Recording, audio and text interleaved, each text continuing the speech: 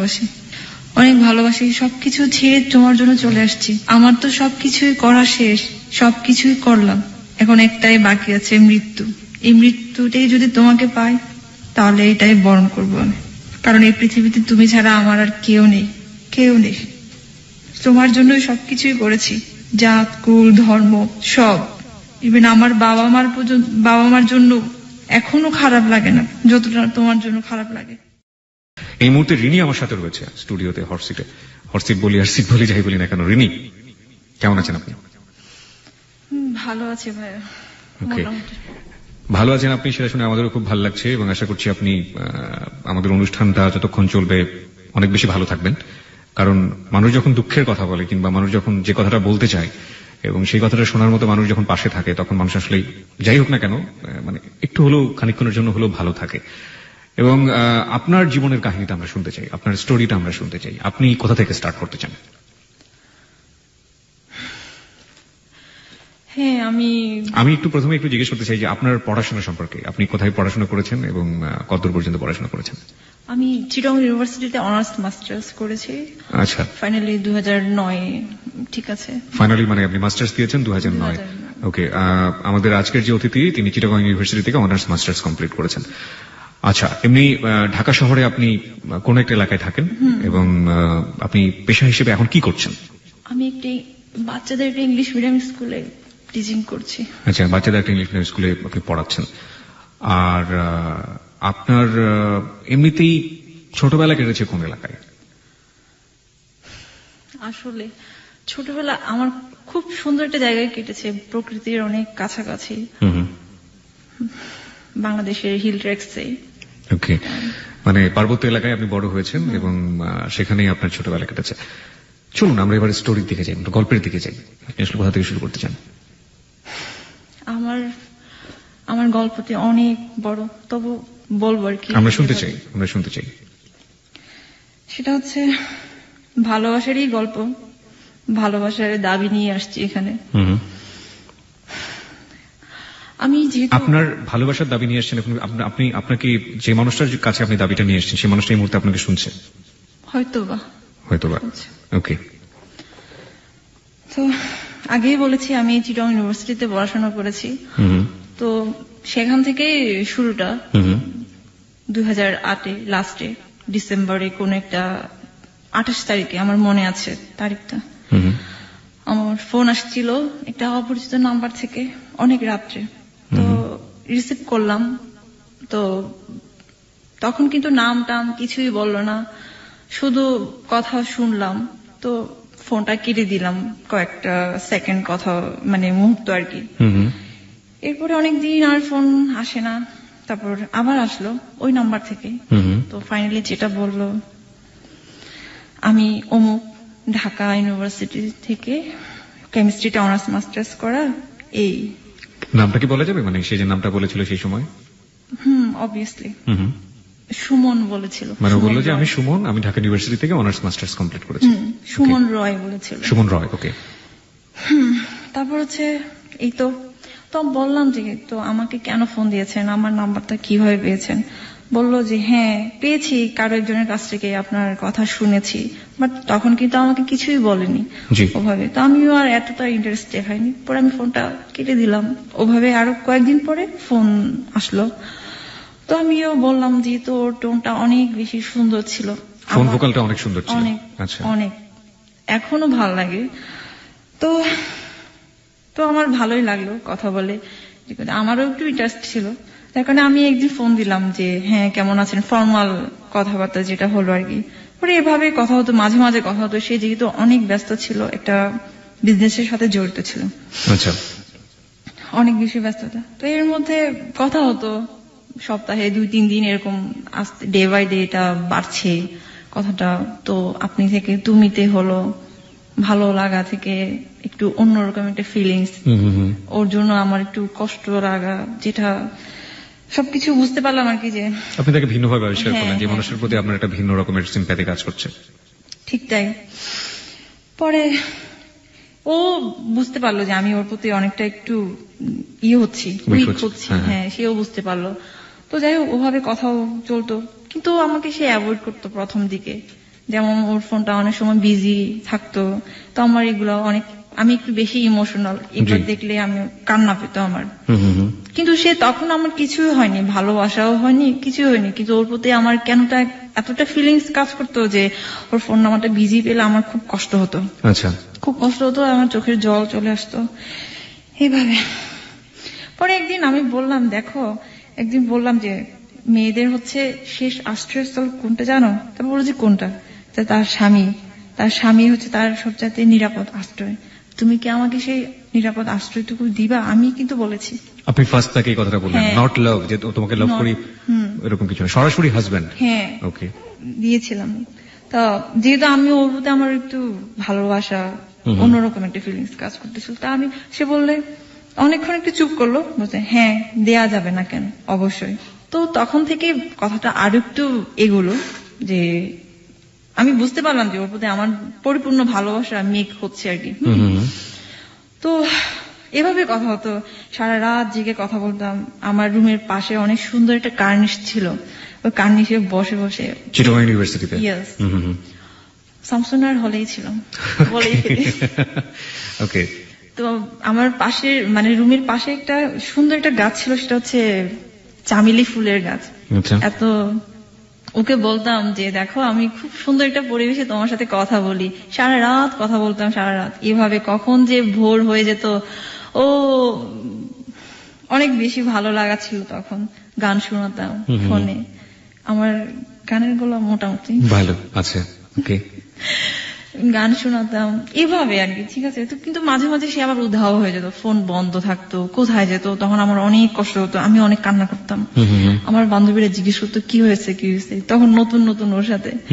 তো আমি কাউকে কিন্তু বলিনি যে এরকম একটা ছেলের সাথে আমার এরকম হয়েছে, আমি কিছুই বলিনি তখনও।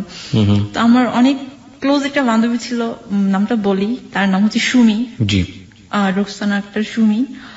তো ওকে আমি অনেক কিছু বলতাম আর কি, সবকিছু শেয়ার করতাম, যে দেখো আমার একটা এরকম একটা ছেলের সাথে আমার পরিচয় হয়েছে, আমি তো ওকে ভালোবেসে ফেলছি বা ভালোবাসতে শুরু করেছি, আমি কি করব। কতদিন ছিল আপনাদের এই ধরনের মানে সম্পর্ক, যা দেখেননি দুই চোখে, শুধুমাত্র ফোনে? এটা ছিল হচ্ছে 2008 লাস্টে ওর সাথে কথা হইতো, 2009 মেতে ওর সাথে আমার প্রথম দেখা হয় 20 তারিখে। তার মানে বলতে গেলে প্রায় 6 মাসেরও বেশি। আচ্ছা, ওভাবে। তো ওরকম ভাবে আমি আবার বলতাম যে আমি একটু বেশি একটু স্বপ্নিক মানুষ আর কি। হ্যাঁ, যেমন আমি বৃষ্টিতে ভিজতে পছন্দ করি, তারপর হচ্ছে শাড়ি পরা আমার অনেক পছন্দ, অনেক ভালো লাগে। তো আমি এগুলা যখন হলের বিভিন্ন প্রোগ্রাম হতো আমাদের ভার্সিটিতে, আমার খুব ফিল করতাম যে আমার একজন মানুষ থাকবে কাছে, সে আমাকে দেখবে, আমি ওর সাথে ঘুরবো। যেমন বিভিন্ন ফেস্টিভ্যাল হয়, যে ভ্যালেন্টাইন্স ডে, তারপর পহেলা ফাল্গুন, এগুলো তো হয়, ক্যাম্পাসে হয় এগুলা। তো আমার খুব ইচ্ছে হতো। তো এপ্রিল 14 তারিখে যেটা হলো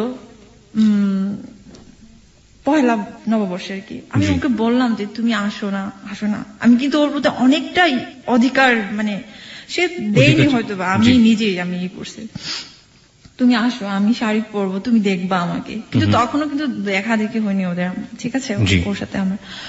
পরে ও বললো যে একবার বলে আসবে, একবার বলে আসবে না। সে আমাকে বলে তুমি ঢাকায় আসো। আমি বলছি ঢাকা আসবো, আমি কোথায় থাকবো, আমার তো অনেক ঝামেলা হবে। যদিও আমি ঢাকায় পড়াশোনা করেছি কলেজটা, তারপরও আর কি। হ্যাঁ, তো আমি ওকে অনেক রিকোয়েস্ট করেছি, একদম ভোর রাত পর্যন্ত বলেছি তুমি আসো।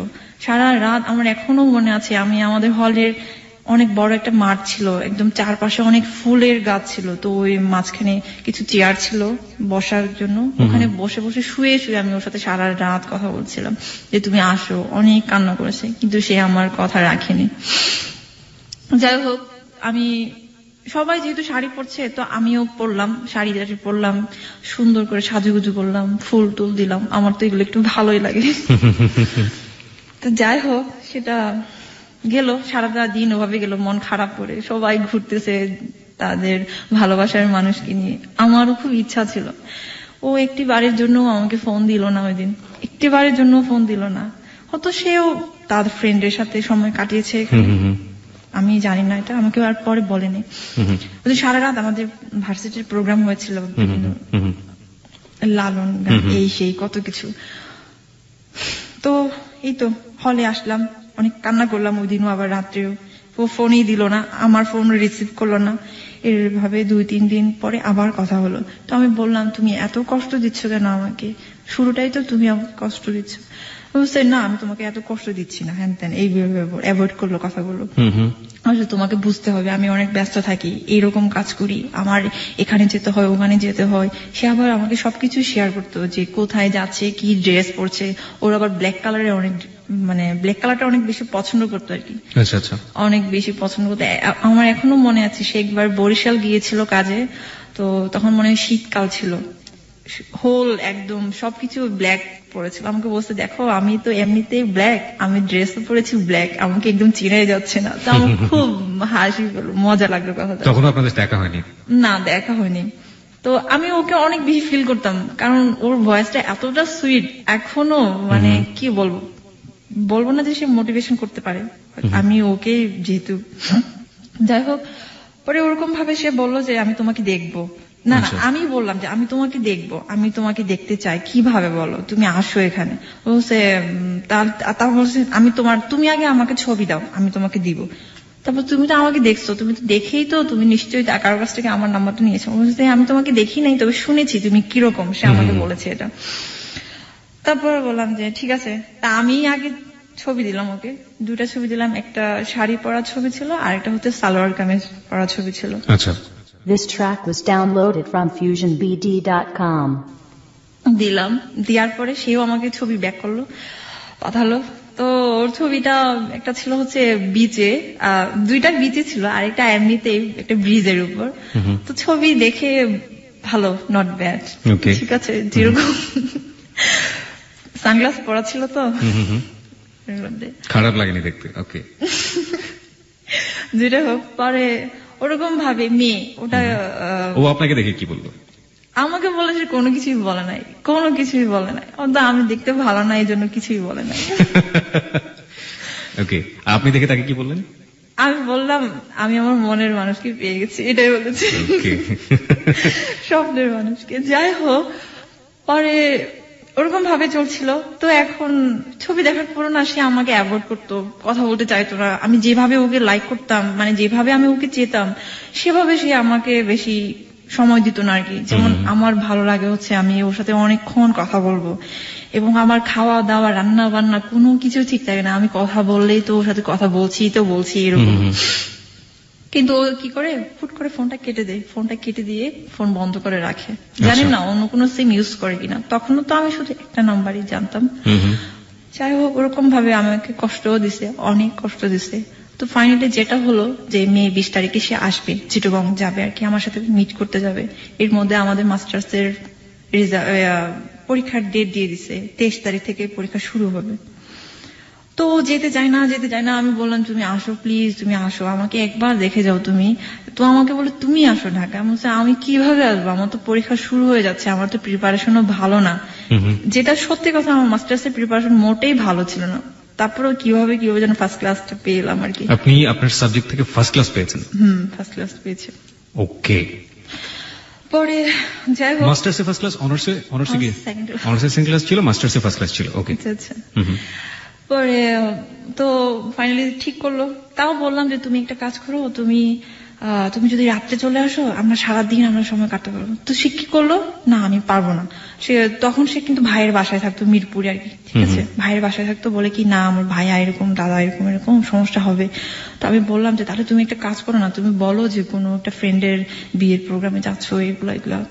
তারপর সে যেটা বললো, আমি ওকে অনেক বলছি যে আসো, তুমি রাত্রে আসো, সকালবেলা পৌঁছলে তুমি সারাদিন থাকে আবার রাত্রে চলে যেতে পারবা। মানে আমি ওকে এতটা বেশি ফিল করেছি, এতটা বেশি আমার খুব কাছে পেতে ইচ্ছে করতেছিল আর কি। তো যাই হোক, পরে ও আসলো, সেটা হচ্ছে বললো যে তুমি ঠিক আছে, তুমি আমাকে তাহলে ফোনে রিং করো যে আমাকে ঘুম থেকে জাগাই দিও। আমি তো ঘুম থেকে উঠতে পারি না, 5টার সময় জাগাই দিও। সে কি করলো, 6টা কিংবা 7টার দিকে মনে হয় বাসা থেকে বের হলো, একদম দেরি, কি বলবো, কখন 10টার দিকে মনে হয় সে ঢাকা থেকে রওনা দিয়েছে। তো চিটাগং পৌঁছতে যেটা হলো অনেকক্ষণ সময় লাগলো, 5-6 ঘন্টা তো সময় লাগলো। তো আমি এর মধ্যে চিটাগং গেলাম, ওর জন্যই আগেই গেলাম আমি। এর মধ্যে আবার সে আমার ফোন রিসিভ করে না এরকম, আবার আসবে নাকি আসবে না সেটাও আমি কনফিউশনে ছিলাম। হ্যাঁ, কারণ সেটা আমাকে কোনোটাই কোনো কিছু খুলে বলেনি, যাবে নাকি যাবে না, হয়তো বা সারপ্রাইজ ছিল। তো এর মধ্যে আমি আবার আমার বান্ধবী, তারপর হচ্ছে ছোট বোন একটা ছিল মিত্রার সাথে আমার অনেক ভালো রিলেশন ছিল আর কি, ওদের সাথে। মিত্রা সবই জানে। তো মিত্রাকে বললাম, কেঁদে কেঁদে বলছি, মিত্রা দেখো তোমার দাদা না আমার সাথে চিট করেছে, সে আসবে না, সে আমাকে এমনিতে এখন ফোন রিসিভ করছে না। তো ওরা বললো যে দিদি তুমি তাহলে চলে আসো, ওখানে আর থেকো না, তুমি চলে আসো। তো এমনি চলে আসবো, রেডি হচ্ছিলাম, চলে আসবো। এর মধ্যে সে ফোন দেওয়ার পরে বলতেছে, তারপর আমি বললাম যে আমি তো চলে যাচ্ছি, তুমি তো আসতেছো না, আমি জানি তুমি আসতেছো না, তুমি আমার সাথে চিট করেছো। আমি একটা জিনিস একটু জানতে চাইবো যে আপনি তো তাকে আপনার মনের কথা জানিয়ে দিলেন যে আপনার স্বপ্নের মানুষ আপনি পেয়ে গিয়েছেন, এই সময়ের মধ্যে সে কি একবারও আপনাকে বলেছে যে সে আপনাকে ভালোবাসে বা আপনিও তার মনের মানুষ? এরকম ভাবে বলেনি, তবে আমি ওর কথায় বুঝতে পেরেছি সেও আমার প্রতি কিছুটা দুর্বল হয়েছে, হয়তো বা তার কিছু থাকতে পারে, জানি না আর কি। যাই হোক, সেটা আমি আর জানার চেষ্টা করিনি। পরে ওরকম ভাবে তো বললো যে দেখো তুমি যদি চলে যাও তাহলে কিন্তু তুমি মিস করবা, আমি তোমার নাম্বারটা কার কাছ থেকে পেয়েছি সেটা কিন্তু তুমি মিস করবা। তা আমি বললাম যে তুমি কি আসতেছো? বলছে হ্যাঁ আমি আসতেছি, আমি অমুক জায়গায় আছি, তুমি হানিফ কাউন্টারে আসো। তারপর আমার মনে আছে আমি থেকে গেলাম, শপিং কমপ্লেক্স নামে একটা জায়গা আছে মুরাদপুর, ওখান থেকে গেলাম আমি হচ্ছে হানিফ কাউন্টারে। তো আমি একটা পিছনের সিটে একটা বসেছিলাম আর কি, যেখানে গেস্ট হাউস ছিল। তো ও আগে থেকে বসেছিল একটা পাশে ছোট্ট একটা দোকানে, ওখানে বসে সে কিছু হালকা খাচ্ছিল আর কি। তো আসার পরে হাসলো সেও, আমি তো ওকে দেখে ছবির সাথে মিলাতে পারছি না আর কি। হ্যাঁ, তখন চোখে চশমাও নেই, গায়ে কালো কাপড়ও নেই। আমার এখনো মনে আছে সে একটা কফি কালারের একটা প্যান্ট, তারপর হচ্ছে স্কাই কালারের। এখানে একটা কথা আছে, সে তার প্রিয় রং হচ্ছে ব্ল্যাক আর একটা হচ্ছে ব্লু কালার। সে আমাকে বলেছিল তোমার সাথে আমার ফার্স্ট যেদিন দেখা হবে তুমি পরবা হচ্ছে ব্লু কালারের একটা ড্রেস। তো আমি ওর কথা রেখেছি, আমি ব্লু কালারের একটা ড্রেস পরে গিয়েছিলাম। আমাকে ভালোই লাগছিল, যাই না সবাই বলছিল ভালো লাগছে, যাই হোক এটাই। তারপর দেখা হলো, তারপর বসলাম কিছুক্ষণ ওই ছোট্ট পাশের দোকানে আর কি। ও বললো যে তুমি কিছু খাবা? প্রথম কথা এটা ছিল তুমি কিছু খাবা? আচ্ছা। তো বলছে না আমি কিছু খাবো না, আমি শুধু তোমাকে দেখবো। আপনি বলেছিলেন এটা? ওকে। আর ও কি বললো? তুমি কিছু খাবা? হ্যাঁ। আর কিছু কথা হলো না, পরে ওখান থেকে বের হয়ে আমরা রিক্সা নিয়ে আমরা গেলাম, ফয়েজ লেকে গেলাম আর কি। চিটাগং ফয়েজ লেকে আর ঢুকি নাই, পরে ও কিছু হয় না, এর মধ্যে লাস্ট। ঠিক এই জায়গাটায় আমরা গল্পটা একটু থামাতে চাই সংবাদের জন্য। সংবাদের বিরতির পর বাকি কাহিনীর দিকে আমরা এগোবো। এবং পৃথিবীতে আপনি অনেক ধরনের ভালোবাসার কাহিনী আপনি শুনেছেন, অনেক ধরনের লাভ স্টোরি আপনি শুনেছেন। আমার এই ক্ষুদ্র জীবনে আমি যত ধরনের লাভ স্টোরি মুভি দেখেছি বা শুনেছি, আমি তার সাথে আজকের এই ঘটনার কোনো মিল খুঁজে পাইনি। আশা করছি আপনি আমাদের সঙ্গে রাত 2টো পর্যন্ত থাকবেন এবং এই সময়টাকে উপভোগ করবেন। সংবাদের পরপরই ফিরে আসছি।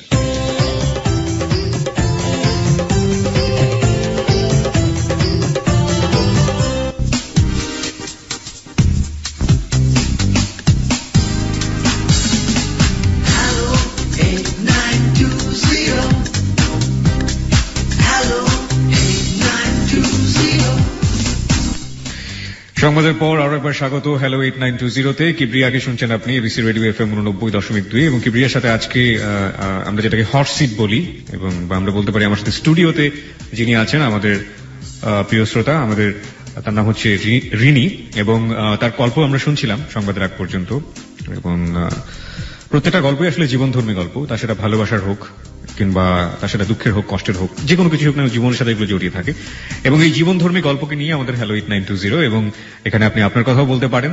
আমাদেরকে ফোন করার নাম্বারটা হচ্ছে 91156668, যেটা অনুষ্ঠানের শুরুতেই বলে নিয়েছি। 24 ঘন্টায় নাম্বারটি খোলা রেখেছে এবিসি আপনার জন্য। এটা এমন একটি নাম্বার, আপনি যাই বলুন না কেন ফোন করলে আপনাকে ওয়েলকাম করবে এবং আপনাকে অবশ্যই আপনার কথাগুলো মনোযোগ দিয়ে শুনবে। নিয়ম আছে, ফোন করার পর আপনাকে আপনার নাম এবং সেল নাম্বারটা বলতে হবে। বলার পর আপনি কি বলতে চান, যে কোনো ধরনের কথা হতে পারে, আপনি এখানে বলতে পারেন 91156668। রিনি, আমরা অনুষ্ঠানের এই পর্যায়ে ছিলাম যে আপনার সাথে, আপনার যে মানুষটার সাথে আপনার এতদিন ফোনে কথা হতো, যে মানুষটাকে আপনি এত ভালোবাসেন, যে মানুষটাকে আপনি আপনার জীবন সঙ্গী করতে চাচ্ছেন, সেই মানুষটার সাথে আপনার প্রায় 1 বছর পর আপনার দেখা হল। ওকে, হ্যাঁ, তারপরে আমরা সামনের দিকে আগাই। আপনি একটু স্পিকারটা দয়া করে কাছে নিয়ে নেবেন। হ্যাঁ, দেখা হলো 20 তারিখে, মে 20 তারিখ। হুম। ওই দিন অনেক ঘুরেছি, ফয়েজ লেকে গিয়েছি। হ্যাঁ। ফয়েজ লেকে যাইনি, পাশে একটা চিড়িয়াখানা ছিল, ওখানে গিয়েছিলাম। হুম। তো যাই হোক, যতটুকু সময় ছিল অনেক কাছাকাছি ছিলাম, তো মনে হচ্ছিল আমার একবারের জন্য মনে হয়নি যে ওদিন আমার সাথে প্রথম দেখা। ঠিক আছে, এতটা ফিল করেছি। ও হয়েছে কিনা জানি না আমি, যাই হোক। আপনি কখনো জিজ্ঞেস করেননি যে তোমার কেমন লাগছে, তোমার ভালো লাগছে কিনা? ও আসলে না একটু চাপা স্বভাবের, তেমন একটা এক্সপ্রেস করতে পারে না, নিজেকে এক্সপ্রেস করতে পারে না। ওকে। তো অনেকটা ঠিক সেরকম। আজ পর্যন্ত আমাকে বলেও নি মনে হয় যে আমি তোমাকে অনেক ভালোবাসি, এটা একবারও বলেনি। মানে খুব কম, আমি যতটা আমি ওকে বেশি একদম পাগলের মতো করে ভালোবাসি। ও হয়তো বাসে, বাট এক্সপ্রেস করতে পারে না নিজেকে। ওকে। একটু চাপা স্বভাবের। তো যাই হোক, ওই দিন চলে গেল রাতে না, ঠিক বিকেল সন্ধ্যার দিকে আর কি। তো আমাকে তো আবার হলে যেতে হবে, আমাদের হলে যাওয়ার টাইম হতে 7টা পর্যন্ত, তো এর আগে আমাকে হলে ব্যাক করতে হবে। তো গেল, যাওয়ার সময় অনেক কষ্ট লাগলো, কান্না করলাম। মনে হচ্ছে অনেক দূরে চলে যাচ্ছে, আর কোনোদিন দেখা হবে কিনা। আর ও কি করলো? হি হি করে হাসতে হাসতে বের হয়ে গেল নাকি ও কান্নাকাটি করছিল? ও তো কোনো কান্নাই করলো, ও জানি না ও কোনো ফিলিংস ছিল কিনা, আসলে ছেলে মানুষ তো বুঝে যায় না। ওকে। তো চলে গেল, যতটুকু পর্যন্ত দেখলাম ওর বাসটাকে, আমার এখনো মনে আছে ও দাঁড়িয়েছিল, সিট পাচ্ছিল না। তো দেখলাম চলে গেল, একটা পর্যায়ে চোখের আড়ালেই চলে গেল। তো আমি বাসায় হলে চলে গেলাম। এখন তো সবাই জিজ্ঞেস করছে কি অবস্থা, কি হলো কি এরকম দেখতে কত কিছু। আর দেখতে যেরকমই হোক না কেন, আমি আমার মনের মানুষকে পেয়ে গেছি। আমি যাকে এতদিন আমি স্বপ্নে আমি কল্পনা করেছি, তাকে আমি পেয়েছি। আমার মনে হচ্ছে আমি পেয়েছি, জানি না আদৌ পাবো কি না তাকে। ওরকমই চলতেছিল। একটা পর্যায়ে আমার পরীক্ষা শুরু হলো। এরপরে যেটা দেখলাম আর কি, হ্যাঁ পরিবর্তন, অনেক বড় পরিবর্তন। এর আগে তো সে আমাকে অ্যাভয়েড করতো, ফোনে কথা বলতে চাইতো না, ফোনটা বিজি রাখতো। এখন দেখা হওয়ার পর থেকে সেই এখন বেশি এক্সাইটেড হয়ে গেছে। টাইম টু টাইম আমাকে ফোন দেয়, ভাত খেয়েছো কিনা, পড়াশোনা করছি কিনা, পরীক্ষা যেহেতু এখন আমার একদম অনেক বেশি কেয়ারিং হয়ে গেল। অনেক বেশি কেয়ারিং হয়ে গেল। তো আমার এই জিনিসগুলো অনেক বেশি ভালো লাগলো। আমি বললাম যে কেন তুমি আমাকে দেখার আগে কেন তুমি এরকম ছিল, আর এখন কেন এমন হলো? বলছে আমি জানি না, বলতেছে কেন জানি তোমাকে দেখে আমার অনেক ভালো লেগেছে। এটা কেন ভালো লাগে, তুমি তো আমাকে ছবিতেও দেখেছো আর শুনেছো, তাই না? তো বলছে জানি না, মানে সে শুধু জানি নাই বললো, আর কোনো কিছু আর বলতে পারলো না। তো ওরকম ভাবে অনেক বেশি কেয়ারিং করলো। একটা পর্যায়ে আমার বিয়ের প্রপোজাল আসলো আর কি। বিয়ের প্রপোজাল আসলো মানে কি? মানে এই ছেলে বিয়ের প্রপোজাল দিল আপনার পরিবার থেকে? আচ্ছা, পরিবার থেকে আসে না, অন্য জায়গা থেকে আসলো? আচ্ছা। আমার তো এমনিতে বিয়ের প্রপোজাল আসতেছিল প্রায় অনেক দিন আগে থেকে। তো যেভাবে হোক আমি মাকে বলেছি, দেখো আমার ফাইনাল পরীক্ষা শেষ না হওয়া পর্যন্ত আমি বিয়ে করতে পারছি না, কিংবা আমার ক্যারিয়ার করবো ড্যানে আমি বিয়ে করব। তো ওটা অতটুকু পর্যন্ত আমি আমার মাকে সেভাবে বলে আমি রেখেছি। বাট ফাইনালি যেটা আসলো সেটা হচ্ছে অনেক ভালো একটা বিয়ের প্রপোজাল, বাইরে থাকে ছেলেটা। আচ্ছা, এখানে আমি একটু আমাদের শ্রোতাদের উদ্দেশ্যে একটু একটা জিনিস পরিষ্কার করে রাখতে চাই। আপনার পুরো পরিচয়টা দিতে চাই না, কিন্তু আপনি যে কমিউনিটিতে বড় হয়েছেন বা যে সমাজটাতে বড় হয়েছেন, সেই সমাজের নিয়ম হচ্ছে যে আপনার সেই সমাজের লোকের সাথে আপনার বিয়ে হতে হবে, এবং তার বাইরে আপনি অন্য কোনো ছেলেকে বা বাঙালি ছেলে বলতে যেটা বোঝায় সেই ছেলেকে আপনি বিয়ে করতে পারবেন না। মানে একটা ক্ষুদ্র নৃগোষ্ঠীতে আপনি বড় হয়েছেন, এবং সেটা পাহাড়ের কোলেই। এবং আগেই তো বলেছি বাংলাদেশে হিল ট্রেকস তো তিনটা আছে, বান্দরবান, খাগড়াছড়ি, রাঙ্গামাটি। এবং আমি খাগড়াছড়িতে, আমার জন্ম হচ্ছে খাগড়াছড়িতে, বড় হয়েছি ওখানে। এই তো আপনার যে বিয়ের প্রস্তাবটা যেটা এসেছিল সেটা কি আপনার গোত্রেরই লোকজন? আমাদেরই গোত্রেরই লোকজন। তো সে থাকে আবার বাইরে থাকে, আমি বলতে চাচ্ছি না। ওকে, হ্যাঁ ঠিক আছে। তো যাই হোক, আমার মা তো অনেক বেশি হয়ে গেল যে হ্যাঁ এরকম ছেলে আর পাওয়া যাবে না, ভালো ছেলে, ভালো ফ্যামিলি, সবকিছুই। তো এখন আমি কিভাবে বলবো? আমি ওকে বললাম, দেখো আমার তো এরকম একটা বিয়ের প্রপোজাল আসছে, আমি কি করব, আমি কি করব তুমি বলো। অনেকটু হয়ে গেল। আর আমি চিন্তা করি এটা যে, কারণ আমি যে ফ্যামিলিতে বড় হয়েছি সেটা তো কোনোদিনও অ্যাকসেপ্ট করবে না, আর সোসাইটি একটা কথা আছে সেটাও আমার চিন্তা করতে হচ্ছে। এগুলা অ্যাকসেপ্ট করবে না মানেটা কি? ওর কোয়ালিটি নাকি বাঙালি ছেলে এই কারণে অ্যাকসেপ্ট করবে না? অ্যাকচুয়ালি কোয়ালিটি এখানে ডাজন্ট ম্যাটার। মানে আপনাদের গোত্রের না, এটাই হচ্ছে মূল কারণ। ওকে, তারপর বলে রাখি এখানে ওর আর আমার রিলিজন অন্য রিলিজন, আপনার রিলিজন আলাদা ছিল এবং ওর রিলিজন আলাদা ছিল। ওকে, এখানে তারপর হচ্ছে এই তো বলতো না তুমি চিন্তা করো না, তুমি একটা কাজ করো, তুমি পরীক্ষা শেষ হলে তুমি ঢাকায় চলে আসো, এভাবে আমাকে বললো। আমি তো দেখো ঢাকায় চলে আসো বললে তো হবে না, আমার তো এখানে অনেক জিনিসপত্র রয়ে গেছে, আমি এগুলো নিয়ে কিভাবে আসবো। তারপর সে বলল না তুমি চিন্তা করো না, কিন্তু এর মধ্যে আবার সে একটু অন্যরকম হয়ে গেল, আবার মাঝে মাঝে ফোন বন্ধ পাইতাম, তারপর হচ্ছে একটু কেমন জানি ছাড়া একটা কেমন জানি আর কি। তো আমার অনেক কান্না পেত, আমি বেশি একদম কেঁদে ফেলি, আমি আগে বলেছি আমি অনেক বেশি ইমোশনাল। তো একটু আনসার্টেন একটু হচ্ছিল আর কি যে রিলেশনটা আসলে কি মানে এরকম আর কি। তারপর এদিকে আমার মা প্রতিনিয়ত ফোন দিচ্ছে যে দেখ তো পরীক্ষা শেষ হলে কিন্তু বাড়িতে আসতে হবে, তোর ইউনিভার্সিটি থেকে বাড়িতে চলে আসবে। হ্যাঁ আসতে হবে। এরকম ভাবে পরীক্ষা দিচ্ছিলাম, পরীক্ষা মোটামুটি ভালোই হচ্ছিল, যদিও প্রিপারেশন ভালো ছিল না। সারাদিন ওর সাথে কথা বলি, রাত কথা বলি, আবার একটু প্রিপারেশন নিয়ে পরীক্ষা দিতাম, এরকম অবস্থা। তবে সে আবার আমাকে বলতো যে হ্যাঁ পরীক্ষা।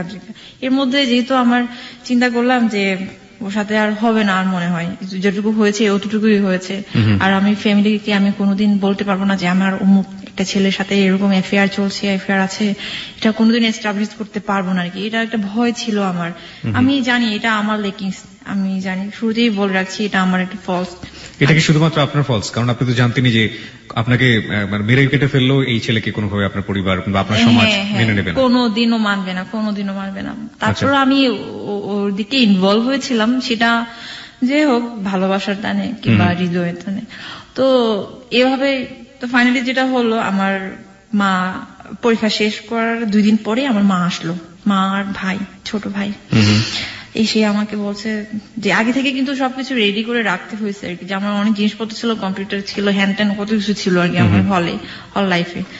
তো ওই দিন যেদিন চলে যাব, এর আগে কিন্তু আমার ভালোবাসার মানুষ সে আমাকে নিতে গিয়েছিল আর কি, যে মানে বলছিল যে আমি আসবো, আমি চিটং আসবো।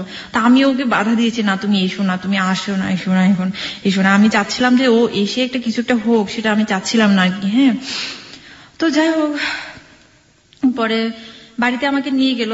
বাড়িতে নিয়ে যাওয়ার ঠিক 15 দিনের পরে আমার এঙ্গেজমেন্ট হয়ে গেল ওই ছেলের সাথে, প্রবাসী ওই ছেলেটার সাথে, আপনার গোত্রের যে ছেলেটা। তো এঙ্গেজমেন্ট বলতে কি আশীর্বাদ আর কি, ঠিক আছে, আমরা তো আশীর্বাদই বলি। তো ওই ছেলে তখনও বাইরে ছিল, এপ্রিলে আসার কথা ছিল আর কি, ওর মা, তারপর আত্মীয় স্বজন সবাই এসে আমাকে আশীর্বাদ করে গেল। এর মধ্যে কিন্তু আমি ওকে অনেক লাভ করি, এটাও আমি ভুলতে পারছি না। বাট তারপর আমি একটা যেটা হচ্ছে আমি ডিসিশন নিয়েছিলাম যে যেহেতু আমি এঙ্গেজমেন্টটা করেই ফেলেছি, তাহলে আমি এখন আমার বাবা মায়ের কথা মতো আমি ওই ছেলেটাকে বিয়ে করবো। ছেলেটাকে আপনার দেখা হয়নি? ছেলেটা তখন অস্ট্রেলিয়াতেই থাকে। অস্ট্রেলিয়া থাকে, ছবিতে দেখেছি, কথা হয়েছে। আচ্ছা, অস্ট্রেলিয়া। ওকে, যাই হোক, তারপরে পরবর্তীতে কি হলো? মানে যখন আপনি সিদ্ধান্ত নিয়ে ফেলেন সেই ছেলেটাকে আপনি বিয়ে করবেন, এবং লম্বা একটা ব্রেক আপনার চলে আসলো আপনি যাকে লাভ করেন তার সাথে, তাই তো? তারপর আমি সিম চেঞ্জ করেছিলাম মাঝখানে, আবার আগের সিমে আবার গেছি, এরকম আর কি। সে আমার বেশ কয়েকটা নাম্বারই জানতো, যার কারণে আমি আর করতে পারিনি আর কি। পরে আমি ওকে মেসেজ দিলাম যেদিন আমার এঙ্গেজমেন্ট হবে, যে দেখো আমার মানে অমুক তারিখে আমার এঙ্গেজমেন্ট হবে। কিন্তু সে বিশ্বাস করেছে কিনা জানি না আর কি। হ্যাঁ, এর মধ্যে কিন্তু সে আমার সাথে অনেকবার ফোনে ট্রাই করেছে, বাট আমি ওকে অ্যাভয়েড করেছি প্রথম দিকে আমি ওকে অ্যাভয়েড করেছি, কারণ আমি যেহেতু ফ্যামিলির সাথে আমি অ্যাডজাস্টমেন্ট হচ্ছি, যার কারণে আমি চেয়েছিলাম তাহলে ওকে আর কেন কষ্ট দিব, কষ্ট তো আমিও পাচ্ছি, ও আরো বেশি পাবে, এই কারণে। তো যাই হোক, যথারীতি আমার এঙ্গেজমেন্ট হলো, আশীর্বাদ হলো, ছোটখাটো একটা বিয়ের মতো একটা প্রোগ্রাম হয়েছিল আমাদের বাড়িতে, অনেক আত্মীয় স্বজন, তারপর হচ্ছে পাড়ার প্রতিবেশী সবাই, আর শ্বশুর বাড়ির লোকজনও অনেক কিছুই নিয়ে আসলো আমার জন্য। এক কথায় আমার শাশুড়ি আমাকে তো অনেক বেশি একদম কি বলবো, নিজের মেয়ের মতো করে, মানে যেটা বলে না মনে প্রাণে একটা বউ পেয়েছি, হয়তোবা সেরকম ভাবে পেয়েছিল আমাকে। যাই হোক, পরে ফাইনালি যেটা হলো, এর মধ্যে কিন্তু ওর সাথে আমার কোনো কথা হয় না, সুমনের সাথে আর কোনো কথাই হয় না। আমি টোটালি ওকে অ্যাভয়েড করে, ফোন দিলে রিসিভ করে না, তারপর অন্যকে দিয়ে ফোন রিসিভ করায়, এই হ্যান ত্যান এগুলা। এর মধ্যে আমাকে যেহেতু বাইরের একটা ছেলের সাথে বিয়ে হয়েছে, মানে এঙ্গেজমেন্ট হয়েছে, তো সেভাবে তো নিজেকে সেট আপ করতে হবে, হ্যাঁ, রেডি করতে হবে। তো আমাকে ঢাকায় পাঠানো হলো ড্রাইভিং শেখার জন্য, হায়ার্স করার জন্য, বিভিন্ন আরো যা যা কিছু লাগে আর আইএলটিএস এবং ড্রাইভিং শেখার জন্য। তো ফাইনালি আবার 20 দিন পরে আমি ঢাকায় আসলাম। ঢাকায় এসে প্রথমে আমি একটা বাসায়, আমার কাজিনদের সাথে বাসায় উঠে, আমি বলতে চাচ্ছি না কোথায়, ওকে ঠিক আছে, উঠলাম। তখনও কিন্তু সে জানে না যে আমি ঢাকায় আসছি। এটা পরে একটা দিন সে এক পর্যায়ে সে জানতে পারলো যে আমি ঢাকায় চলে আসছি। এটা ঢাকায় চলে আসছি যেই না শুনছে, তখন থেকে সে আরো বেশি ক্রেজি হয়ে গেছে, আমাকে দেখবে, আমাকে মানে আমার সাথে দেখা করার জন্য আর কি। কিন্তু সে সুমন, হ্যাঁ। তা আমি কিন্তু অ্যাভয়েড করতেছিলাম, বারবার আমি অ্যাভয়েড করতেছিলাম, না আমি ঢাকায় না, আমি তোমার সাথে। সে জানলো কিভাবে যে আপনি ঢাকায় এসেছেন? জানতে পেরেছে হচ্ছে এরকম, আমাকে ফোন দিয়েছিল, আমি তখন ফোনের কাছে ছিলাম না, আমি ওয়াশরুমে ছিলাম। তো আমার কাজিন রিসিভ করেছিল, কাজিনটাই বলেছে আর কি যে দিদি তো এখন ওয়াশরুমে, বলছে কোথায় এটা? ঢাকায়। ঢাকায় কোথায়? অমুক জায়গায়, এভাবে বললো। পরে তো এভাবে আর কি, ঠিক আছে। তো যেহেতু আমি ওকে লাভ করি, অনেক ভালোবাসি ওকে, যার কারণে আমি আর ওকে অ্যাভয়েড করতে পারিনি। তো দেখা গেছে আমাদের যোগাযোগটা ওরকম ভাবে হয়েছিল।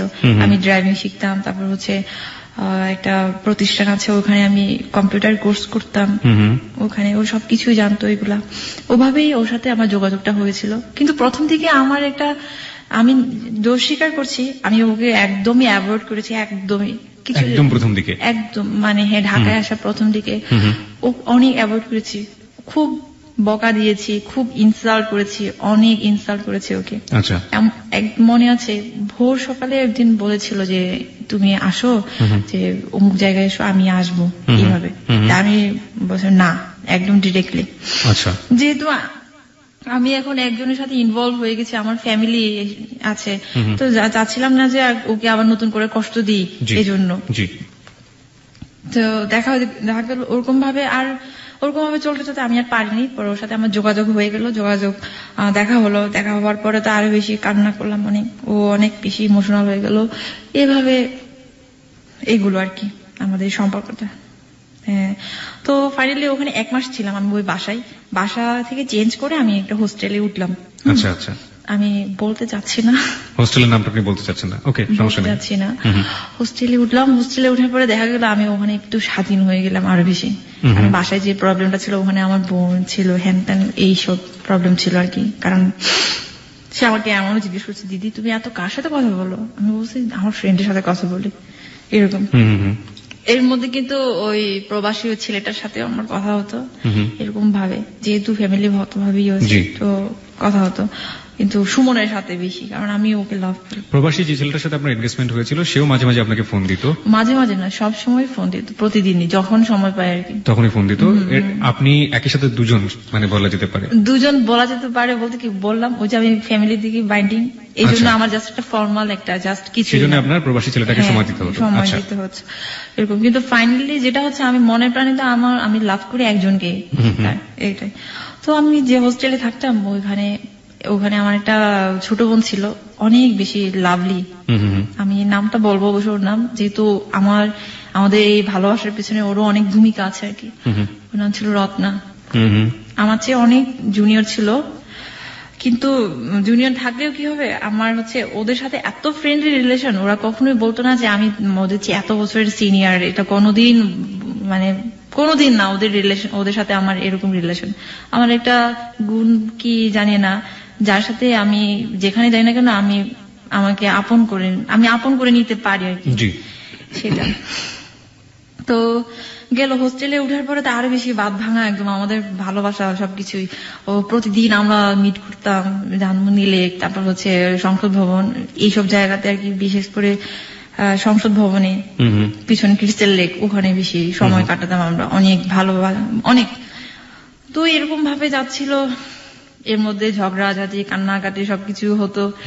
তারপর হচ্ছে যেটা হয় আর কি, এমন আমার মনে আছে, এমনও দিন রাত গেছে, অনেক শীতকাল, হোস্টেলের সামনে আসছিল সে রাত 11:30টার সময়, 12টা বাজে, শুধুমাত্র আমাকে একটা পলক দেখার জন্য। আমি বারান্দায় গেছি, বলছে তুমি বারান্দায় চলে আসো, আমাকে দেখবে এসে। So sweet. হ্যাঁ। পরে নিচে দাঁড়িয়ে ফোনে কথা বলছি, আর আমি আর রত্না আর বারান্দায়। তো এভাবে কথা বলতাম অনেকক্ষণ। ও আসতো আমাকে দেখতো, একটু দেখার জন্য আসতো সে। এভাবে যাচ্ছিল ভালো সময়। তো এই তো নভেম্বর ডিসেম্বরের দিকে ওর সাথে আমার একটু সমস্যা হচ্ছিল আবার। 2009 ডিসেম্বরে এর মধ্যে আবার মন মালিন্য হয়েছে ওর সাথে, একটু ঝগড়া যাচ্ছে, এগুলো তো হবেই স্বাভাবিক। কখনো কখনো দেখা যাবে একটু উদাসীন থাকে আমার প্রতি, ফোনই দিত না। তারপর এর মধ্যে আবার সে বাইরে যাওয়ার ট্রাই করলো, ইংল্যান্ডে যাওয়ার সবকিছুই পেল, কিন্তু আর গেল না। তখন আমাকে বলেছিল যে আমার জন্য এসে যায়নি, আমাকে অনেক বেশি ভালোবাসে এই জন্য। আমি বললাম যে তুমি যাচ্ছ না কেন? বলছে দেখো আমি যদি ইংল্যান্ডে চলে যাই তোমার সাথে আমার আর কোনোদিন দেখা হবে না। তো আমি ও এতটা ট্রাস্ট করলাম যে ও আমাকে এত ভালোবাসে। আমি রত্নাকে বললাম দেখো রত্না, তোমার দাদা আমাকে এত ভালোবাসে, ও আমার জন্য সেই লন্ডনে ইংল্যান্ডের মতো একটা জায়গাতে গেল না। তো এতটা ভালোবাসে, আমি কেঁদেই ফেলছি পুরো কথাটা শোনার পরে। তো যাই হোক, বিশ্বাস করেছি আমি, যেহেতু এই জন্য আর কি। তো ওভাবে ডিসেম্বরে আবার একটু সমস্যা হচ্ছিল ওর সাথে, এই তো আবার উদাসীন, আগের মতো করে উদাসীন, এই সেই কত কিছু। ফোন দিলে ফোন রিসিভ করে না, তারপর হচ্ছে ভালো মতো করে কথা বলে না, ঝাড়ি দিয়ে কথা বলে, এগুলা। আমি আবার ওর কাছ থেকে অবহেলা একটুও সহ্য করতে পারি না, একটুও না। মানে ও যদি অবহেলা করে আমার মনে হয় আমি আর পৃথিবীতে বাঁচবো না, এরকম মনে হয়। তো যাচ্ছিল এভাবে। তো ফাইনালি যেটা হলো আর কি, ওর সাথে তো রিলেশন চলতেছে, কিন্তু আমি ওই ছেলেটাকে, যা প্রবাসী ওই ছেলেটাকে আস্তে আস্তে আমি অ্যাভয়েড করা শুরু করলাম। যেহেতু আমি একজনের দিকে আমি এগোচ্ছি, আমার চিন্তা ভাবনা এখন সবকিছু ও।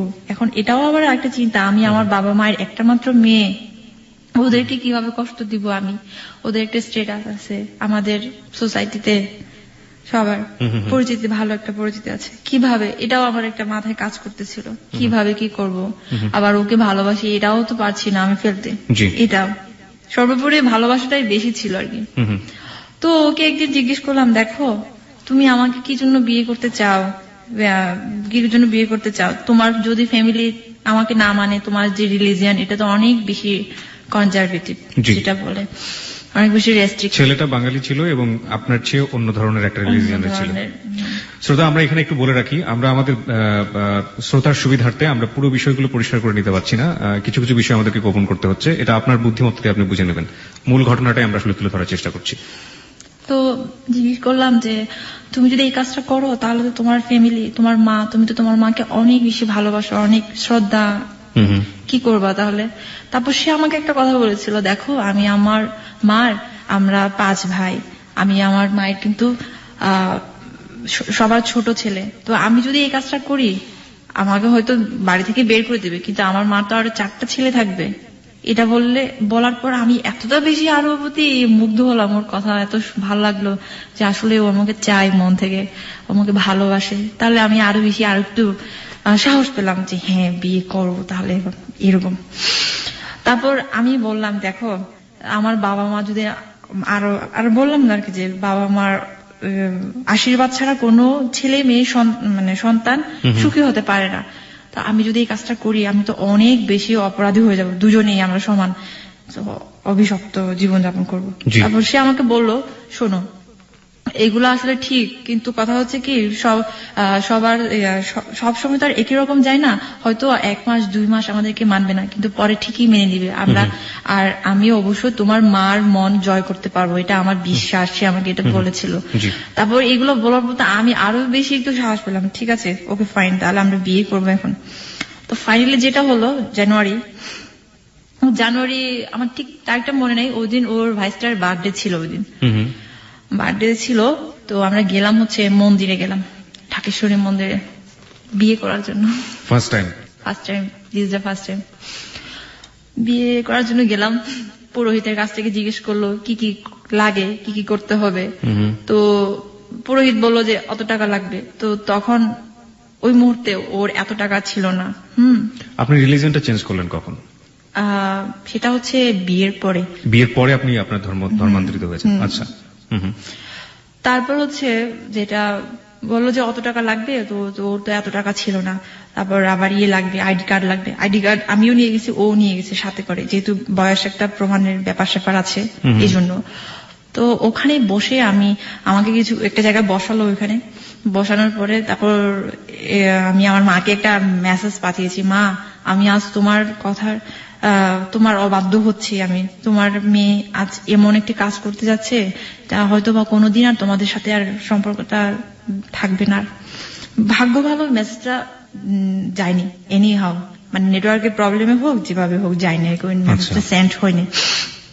তো পরে ওখানে একটা পুকুর আছে, পুকুর ঘাটে আমরা বসেছিলাম সিঁড়িতে। তখনই ও আমাকে বলল, দেখো আমার নাম কিন্তু এটা না, আমার নাম অমুক। মানে সুমন বললো যে তার নাম এটা না? দেখো আমার নাম কিন্তু এটা না, আমার নাম কিন্তু অমুক, এই যে আমার ভিজিটিং কার্ড এটা। তারপর আমি কিন্তু অবাক হলাম না। হ্যাঁ, তারপর বললো যে আমি তোমাকে যেটা বলেছি আমি ঢাকা ইউনিভার্সিটি থেকে অনার্স মাস্টার্স করা কেমিস্ট্রিতে, সেটাও কিন্তু না। আমি তোমার চেয়ে 1 বছরের সিনিয়র, বাট আমার কিছু একটা বছর গ্যাপ গেছে, যার কারণে আমি এখন তোমাদের সাথে, কিন্তু আমি তো ন্যাশনাল ইউনিভার্সিটিতে পড়াশোনা করি, যার কারণে তোমাদের এখন পরে হয়ে গেছি। কারণ এটা কি আপনার বিয়ের আগে বললো না আপনার বিয়ের পরে বললো? বিয়ে হয়নি ওদিন। আচ্ছা, মন্দিরে বিয়ে হয়নি, ফার্স্ট টাইম। ঠিক আছে। তারপর আমি ওকে বললাম যে দেখো তুমি যাই হও না কেন সেটা আমার দেখার বিষয় না, আমি তোমাকে ভালোবাসি, এটাই হচ্ছে চরম সত্য। তুমি যেই হও না কেন, তুমি যাই করো না কেন, সেটা আমার দেখার বিষয় না, আমি তোমাকে ভালোবাসি এবং আমি তোমাকে বিয়ে করব। Love is truly blind.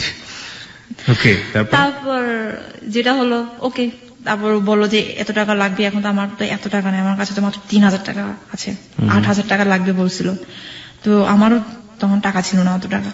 তো বললো যে তাহলে আমরা আরেকদিন আসবো, আরেকদিন এসে আমরা বিয়ে করবো, এরকম দরকার হলে। তারপর পুরোহিত বললো যে আপনারা একটা কাজ করতে পারেন, আপনারা এখানে না করে আপনারা কোর্টে গিয়ে বিয়ে করতে পারেন, সেটাও বললো আর কি। আচ্ছা। তারপর বের হলাম মন্দির থেকে। আমাকে আসার সময় একটু মজা করলো, তোমার জন্য একটু শাখা কিনে দিই, তাই না? শাখা। এখন শাখা কিনবা কেন? আমি বললাম বিয়ে হোক তারপর না শাখা পরবো, শাখা সিঁদুর পরবো, এইগুলো আর কি। তো আসলাম, আসার সময় আমরা আবার গাউসিয়াতে গেলাম, ওর ভাইস্টার জন্য কিছু জিনিস কিনলো, বার্থডে যেহেতু ছিল এই জন্য। তো পরে বললো যে তুমি হোস্টেলে যাও, আমি বাসা যাচ্ছি। পরে আমি ওই দিন আবার ওকে ক্যামেরাটা দিয়ে দিলাম, আমার ডিজিটাল ক্যামেরা ছিল, ওটা আমি ওকে দিলাম ছবি টবি উঠাবে এই জন্য। পরে যাই হোক ওরকম ভাবে এর মধ্যে জানুয়ারি, তো ওটা কত তারিখ ছিল আমার ঠিক মনে না, ঠিক কয়েকদিন আবার 10 দিন কিংবা 8 দিন এরকম পরে 27 তারিখ ছিল ওই দিন, মনে আছে আমার। 27 তারিখে ঠিক করলো যে আমরা ওই দিন বিয়ে করবো। এর মধ্যে আমি শুধু বলতেছি আমরা কবে বিয়ে করবো, এরকম ভাবে বলতেছি। তারপর বলছে তুমি তো এখনো পর্যন্ত ওই ছেলেটাকে বলতে পারো না, তাহলে কিভাবে বিয়ে করবা? তো শোনো, এটা কোনো বিষয় না, আমি তোমাকে ভালোবাসি, এটা হচ্ছে কথা, আমি তোমাকে বিয়ে করবো, তোমাকে ছাড়া বাঁচবো না, এইসব কথা আমি ওকে বলছি। আসলে অনেক বেশি ছিলাম। তারপর যাই হোক পরে তো 27 তারিখ আসলো। ওই দিন শাড়ি পরেছিলাম, মনে আছে এখনো, অনেক সুন্দর করে সেজেছিলাম, ফুল দিয়েছিলাম খোপায়। তারপর এই তো ও আসলো, ও একটা ব্ল্যাক কালারের পড়ছিল, ব্লেজার পড়েছিল, তো রিক্সাতে করে আসলো আর কি। আপনাদের বিয়েতে আপনাদের কোনো ফ্রেন্ড বা শুধুমাত্র আপনারা দুজনই ছিলেন? হ্যাঁ, আমরা শুধু দুজনই ছিলাম। কোথায় বিয়ে করলেন? বলছি। তারপর আমি গেলাম, আমি শাড়ি তো পরলাম, তো আমাকে ভালোই লাগছিল ওই দিন। পরে ও রিক্সাতে উঠলাম, ও বসেছিল আগে থেকেই। ওখান থেকে গেলাম হচ্ছে লালমাটিয়াতে একটা মহিলার বাসায় গেলাম। ওখানে ওর কিছু কাজ ছিল আর কি, ওর কাজ, ব্যবসায়িক কাজ ছিল। পরে ওখান থেকে গেলাম সিএনজি ভাড়া করে হচ্ছে সদরঘাট গেলাম, সিএমএম কোর্ট, যেটাকে বলা হচ্ছে জজ কোর্ট মনে হয়। তো গেলাম, ওর আগে থেকে সবকিছু রেডি ছিল, যেহেতু যে উকিলটার মাধ্যমে বিয়ে হয়েছে সেই উকিলটা ওর ফ্রেন্ড ছিল, বাট আমি নামটা বলতে চাচ্ছি না। আগে থেকে ওর কথা মনে হয় রেডি ছিল সবকিছু, যেহেতু বিয়ে করবো আগে থেকে তো স্বাভাবিক একটা রেডি থাকতে হবে। তো গেলাম, যাওয়ার পরে যেটা হলো আর কি, কিছুক্ষণ বসলাম, বসা না অনেকক্ষণ দাঁড়িয়ে থাকতে হয়েছে, উকিলটা একটু ব্যস্ত ছিল তো এই জন্য। যাই হোক, পরে গেলাম ওনার চেম্বারে যাওয়ার পরে পেপারস দিল। কত টাকা? 150 টাকার স্ট্যাম্প ছিল। 150 টাকার স্ট্যাম্প, ঠিক আছে। পেপারস দিল, ওখানে পড়লাম, যা যা কিছু লেখা আছে সবকিছুই পড়লাম। আমার নাম অমুক, অমুক থেকে অমুক নাম হচ্ছে। আপনার নাম চেঞ্জ করা হয়েছিল? নাম চেঞ্জ করার পর আমার নাম দীপান্বিতা করা হয়েছিল। ওকে, এটা কার পছন্দের নাম ছিল? ওরই পছন্দের নাম ছিল? ওরও পছন্দ, আমারও পছন্দ, দুজনেরই। ওকে, মানে দীপান্বিতা, দ্বীপের অন্তর। ওকে, তারপরে সামনের দিকে যাই। দীপান্বিতা। তো যাই হোক, বললাম ওটা যে আমাকে ধর্মান্তরিত হতে হবে। তো ওকে ফাইন, হব, ভালোবাসার জন্য আমি সবই করতে পারবো। হলাম, আমার ছিল না, যেহেতু ওদের রিলিজনের সাথে আমাদের রিলিজনটা অনেকটা কাছাকাছি, যার কারণে এতটা বেশি হয় নাই। সেটা আমার কাছে আসলে প্রত্যেকটা ধর্মের প্রতি আমার অবশ্য শ্রদ্ধা আছে, সেটা মুসলিম হোক, সেটা হচ্ছে খ্রিস্টান হোক, এটা কোনো বিয়ে না। যাই হোক, আমার কাছে সবচেয়ে ছিল হচ্ছে ভালোবাসা, মানে আমি ওকে ভালোবাসি, ও যেই ধর্মের হোক না কেন, ব্যাস এটাই হচ্ছে কথা। তো যেটা হোক, তারপর আমার আইডি কার্ড দিতে হলো, ছবি দিতে হলো, সবকিছু ওখানে ইয়ে করা হলো, সিগনেচার করলাম, ও করলো। এরপরে তো আমি জানি না, অ্যাকচুয়ালি আমি জানতাম না যে রেজিস্ট্রি বিয়ে কিভাবে কি করতে হয়। ওটাই আমার ফার্স্ট টাইম ছিল এবং ওটাই হয়তো বা লাস্ট টাইম, জানি না। ওরকম আগে কোনো মানে ধারণা ছিল না যে এরকম করতে হয়, ওরকম করতে হয়, সেটাও জানি না। তারপর আমি ওকে জিজ্ঞেস করলাম যে আমাদের কি সাক্ষী লাগবে না, কোন সমস্যা হবে না? বলছে না, সাক্ষী লাগবে না, কারণ হচ্ছে উকিলটা আমার পরিচিত, তো আমার ফ্রেন্ড, তো এই জন্য লাগবে না। তো বললাম এটা যদি কোনো প্রবলেম হয়? সে না, হবে না, কোনো সমস্যা নেই। তারপর আমি অ্যাডভোকেটকে বললাম যে আমি কি 1 কপি পেতে পারি না এখান থেকে? বলছে দেখো, এখনো তো কাজ শেষ হয় না, কাজটা বাকি আছে, ম্যাজিস্ট্রেটের সিগনেচার লাগবে, দেন আমি আপনাকে 1টা কপি দিতে পারবো, বাট আমি এখন দিতে পারছি না। তো আমি ঠিক আছে, ওকে ফাইন, যেহেতু ও আছে, আমি আর এটা নিয়ে আমি আর কোনো টেন্স করি নাই আর কি। হ্যাঁ, ওরা ওখান থেকে বের হয়ে আমরা একটা হোটেলে গেলাম, রেস্টুরেন্টে গেলাম, অনেক খেলাম, কিছু বিয়ে করেছি যেহেতু। আপনি কি কপিটা পরবর্তীতে পেয়েছিলেন এখন পর্যন্ত? না, আপনি এখন still you don't have any copy. Okay, খাওয়া দাওয়ার পরে কি হলো? পরে ওখান থেকে উনি চলে গেল ওনার চেম্বারে, আমরা বের হলাম, বের হয়ে বাসে উঠলাম। বাসে উঠে আমি এতটা ক্লান্ত লাগছিল আমার, সারাদিন একটা ইয়ে গেছে, মেন্টাল টেনশন, যদিও কোনো ফিজিক্যালি কোনো টেনশন হয়নি, ইরিটেশন হয়নি, তো মেন্টালি টেনশন যেটা আর কি বেশি। তো আমাকে বলতেছে আজকে অনেক বেশি ভালো লাগছে, অনেক বেশি, অনেক বড় একটা কাজ আজকে শেষ করলাম, তোমাকে আমি সারা জীবনের জন্য পেলাম, আর কোনোদিন হারাতে হবে না। আমার এত ভালো লাগছিল, আমি বাসে যে আছি এটা আমার খেয়ালই ছিল না, আমি ওর বুকে মাথা রেখে আমি ঘুমিয়ে ঘুমিয়ে আসছি সারাটা। সদরঘাট থেকে একদম ফার্ম গেট পর্যন্ত ওভাবে আসছিলাম, আমি জানি না কখন ফার্ম গেট পৌঁছাইছি। পরে আমাকে জাগাইতেছে, ও বলতেছে ও আচ্ছা সরি, এর মধ্যে আমার বাড়ি থেকে ফোন আসছে, আমার মা ফোন দিছে, বলছে এই তুই কোথায় আসছিস রে, হোস্টেলের না তুই? বলছে না মা, আমি তো বাইরে, আমি একটু বাণিজ্য মেলা আসছি, তখন বাণিজ্য মেলা চলতেছিল। বাণিজ্য মেলা তুই কার সাথে আসছিস তুই? ও আবার কথা বলতেছিল, তো ওর কথা শুনছে আমার মা, পাশেও কথা বলতেছিল, তোর সাথে কে, কোন ছেলে আছে? আমি বলছি না, কোনো ছেলে না, বাসে তো অনেক ছেলে থাকে, ওই ওখানকে তুমি শুনছো মনে হয়। কিন্তু মা তো ঠিকই বলছে, না তুই নিশ্চিত কোনো ছেলের সাথে তুই ঘুরতেছস, তুই হেরে দে, এভাবে বলতেছে আমাদের বাসায়। পরে বললাম যে না মা, তুমি বিশ্বাস করো, আমি কারোর সাথে না, আমার পাশে আরো অনেকজন লোকজন আছে, ওদের কথা তুমি শুনছো, এটা ওভাবে ফোনটা মানে কেটে দিলাম। তো পরে তো ফার্ম গেট আসার পর This track was downloaded from fusionbd.com. বলতেছে তুমি যাও বা তুমি হোস্টেলে যাও, আর টেনশন করো না এটা নিয়ে, আমি একটু কাজ আছে, আমি কাজে যাই, এভাবে। তখন বাজে হচ্ছে 5টা, এরকম বাজে আর কি আসার সময়। পরে আমি হোস্টেলে গেলাম, হোস্টেলে গিয়ে রিল্যাক্সে, কিন্তু ওদিন আমার এত হাসি পাচ্ছিল, খুব ভালো লাগছিল। এই কথাটা তো কেউ জানে না, আমি যে বিয়ে করতে যাচ্ছি এটা কেউ জানে না, ওই যে রত্না আছে তাকেও পর্যন্ত বলিনি আমি, ওর সাথে এত ভালো রিলেশন, কারণ সিক্রেট থাকতেই হবে, যেটা আমাদেরই সুবিধার্থে, এই জন্য আর কি। তো পরে ও আবার ওই দিন আবার আসলো, আসার পরে আমরা রত্না, আমি আর ও ইয়েতে গেলাম, ধানমন্ডি লেকে গেলাম, ওখানে 3 জনে বসছিলাম। বসে এখন রত্নাকে ওই দিন বলছি যে দেখো আমরা আজকে এই কাজটা করেছি। তারপর ও বলতেছে দিদি তুমি এই কাজটা করছো, ভালো হয়েছে। সেও তো আমার মতো পাগলাটি টাইপের, তো এর জন্য সে একটু সাপোর্ট করেছে আর কি। খুবই ভালো হয়েছে, এভাবে আর কতদিন থাকা যায়, কোনো দরকার নেই। যাকে ভালোবাসা যায় না তাকে আবার কি বিয়ে করবো, সে যতই বিদেশ থাকবে কেন, এরকম।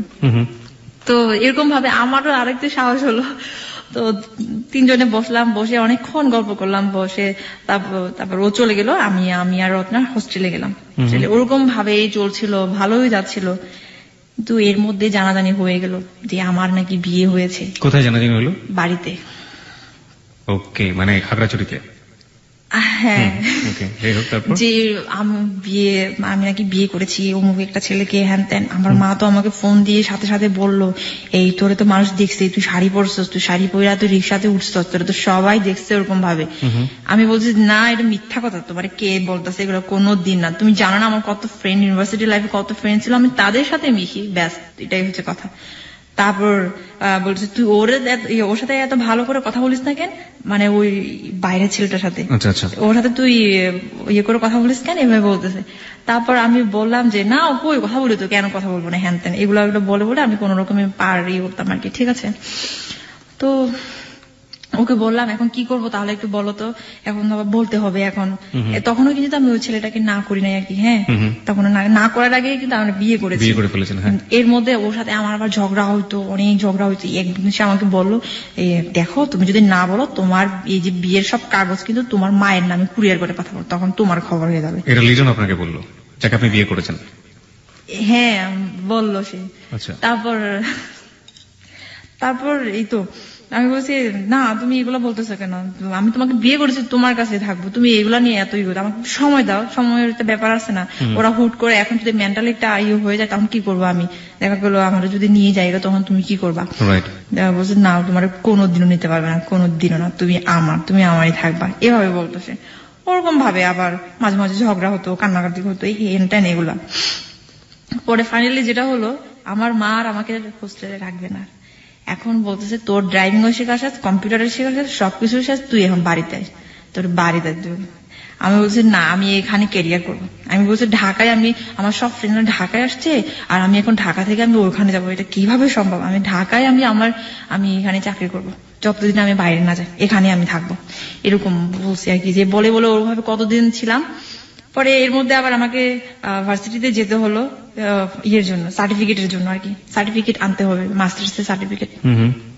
বাড়ি থেকে আমার মনে আছে বাড়িতে আমি 2 দিন ছিলাম, মাত্র 2 দিন থাকার পর আমার ভালো লাগতেছে না, আমি বলছি আমি ভার্সিটি যাবো, আমার যেতে হবে। তারপর যতদিন লাগে আর কি, মোস্ট প্রবাবলি 10 দিন এরকম লাগছিল আমাদের ভার্সিটি থেকে। ওখানে একটু ব্যাপার স্যাপার আছে, অফিসিয়াল ব্যাপার স্যাপার আছে সার্টিফিকেট উঠানোর জন্য। তো পরে ওখানে গেলাম, ওখানেও অনেকেই আমার পরিবর্তনটুকু বুঝতে পেরেছে আর কি, যে আমি মনে হয় কিছু একটা করেছি। আমার তখন কিছু একটা করেছি, আমার সব সময় আমি একটু টেনশনে থাকতাম সব সময়। কিন্তু এর মধ্যে আমি শুধু একজনকে বলেছি, সেটা হচ্ছে আমার বান্ধবী সুমি, ওকে বলেছি যে আমি এই কাজটা করেছি। আর কেউ জানে না, আর কেউ জানে না। তো এর মধ্যে তো আবার ঢাকায় আসলাম, ঢাকায় ট্রেনে করে আসছিলাম। আমার আরেকটা বান্ধবী ছিল সুরভি, ও আর আমি। তারপর আমার হাজবেন্ড আমাকে রিসিভ করেছিল থেকে এয়ারপোর্ট। পরে এই তো এভাবেই চলতেছিল ভালোই। ফেব্রুয়ারি মাসটা খুব ভালো চলছিল। পহেলা ফাল্গুনে আমরা ঢাকা ভার্সিটি বিভিন্ন জায়গায় বিভিন্ন প্রোগ্রামে গিয়েছিলাম। ওকে, আপনি ফিরে আসলেন, এই ফিরে আসার গল্পটা আমরা শুনবো, তবে তার আগে আমাদের ছোট্ট একটা ঢাকাতে আসলেন এবং এই পর্যায়ে ছিলাম, যেখান থেকে ছিলাম আপনি সেখান থেকে শুরু করুন। আচ্ছা, এরপরে আমার ফ্যামিলি জানলো যে আমি এরকম করেছি। তো আমি তো যতটা সম্ভব আমি জানলোটা কিভাবে, আপনি যে যাকে লাভ করেন তাকে যে বিয়ে করেছেন এবং সেটা যে আপনার পরিবারে জানলো, এটা তো গেস করেছিল প্রথমে, কিন্তু একবার ফাইনালি জানলো কিভাবে? প্রথমে আসলে আমি যে এলাকাতে থাকি ওই এলাকায় আমাদের এলাকার অনেক ছেলে পোলাপাইন থাকে আর কি, পোলাপাইন লোকাল যেটা বলে থাকে। ওরা হয়তো আমাদেরকে দেখছে, আসলে আমরা অনেক বেশি মেলামেশা করা শুরু করেছে, যে এখানে যেতাম ওখানে যেতাম, ওকে আমি নিয়ে যেতাম এই সেই। তো যার কারণে এগুলো সবাই কেউ না কেউ আমাকে ফলো করতো যে আমি কোথাও যাচ্ছি, কি করতেছি, টাইম টু টাইম এগুলো আমার ফ্যামিলিতে সবকিছুই বলেছে। তো যার কারণে আমার ফ্যামিলি আমার উপর আরো বেশি একদম করা শুরু করছে। ঠিক আছে, তো ফাইনালি যেটা হলো জানুয়ারিতে আমি ওই ছেলেটাকে একদমই টোটালি অ্যাভয়েড করা শুরু করছি, যে আমি আর না, যার সাথে আপনার এনগেজমেন্ট হয়েছিল, আর না, সম্ভব না।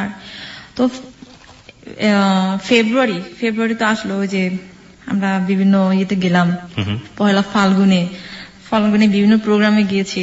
ও আমাকে নিয়ে গেছে। তারপর 14ই ফেব্রুয়ারি ভ্যালেন্টাইন্স ডে আমার মনে আছে 2010-এ।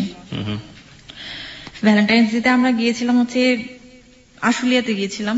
আমার অনেক দিনের ইচ্ছা ছিল যে আশুলিয়া যাব, তো আমাকে বললো আজকে আমরা আশুলিয়া যাব, তা আমাকে নিয়ে গেছে। ওই দিন আমি ওই ছেলেটাকে বলেছি যে আমার পক্ষে তোমাকে বিয়ে করা সম্ভব না, আপনাকে বিয়ে করা সম্ভব না, আপনি কাইন্ডলি আপনার ফ্যামিলিকে বুঝান আর আমি আমার ফ্যামিলিকে।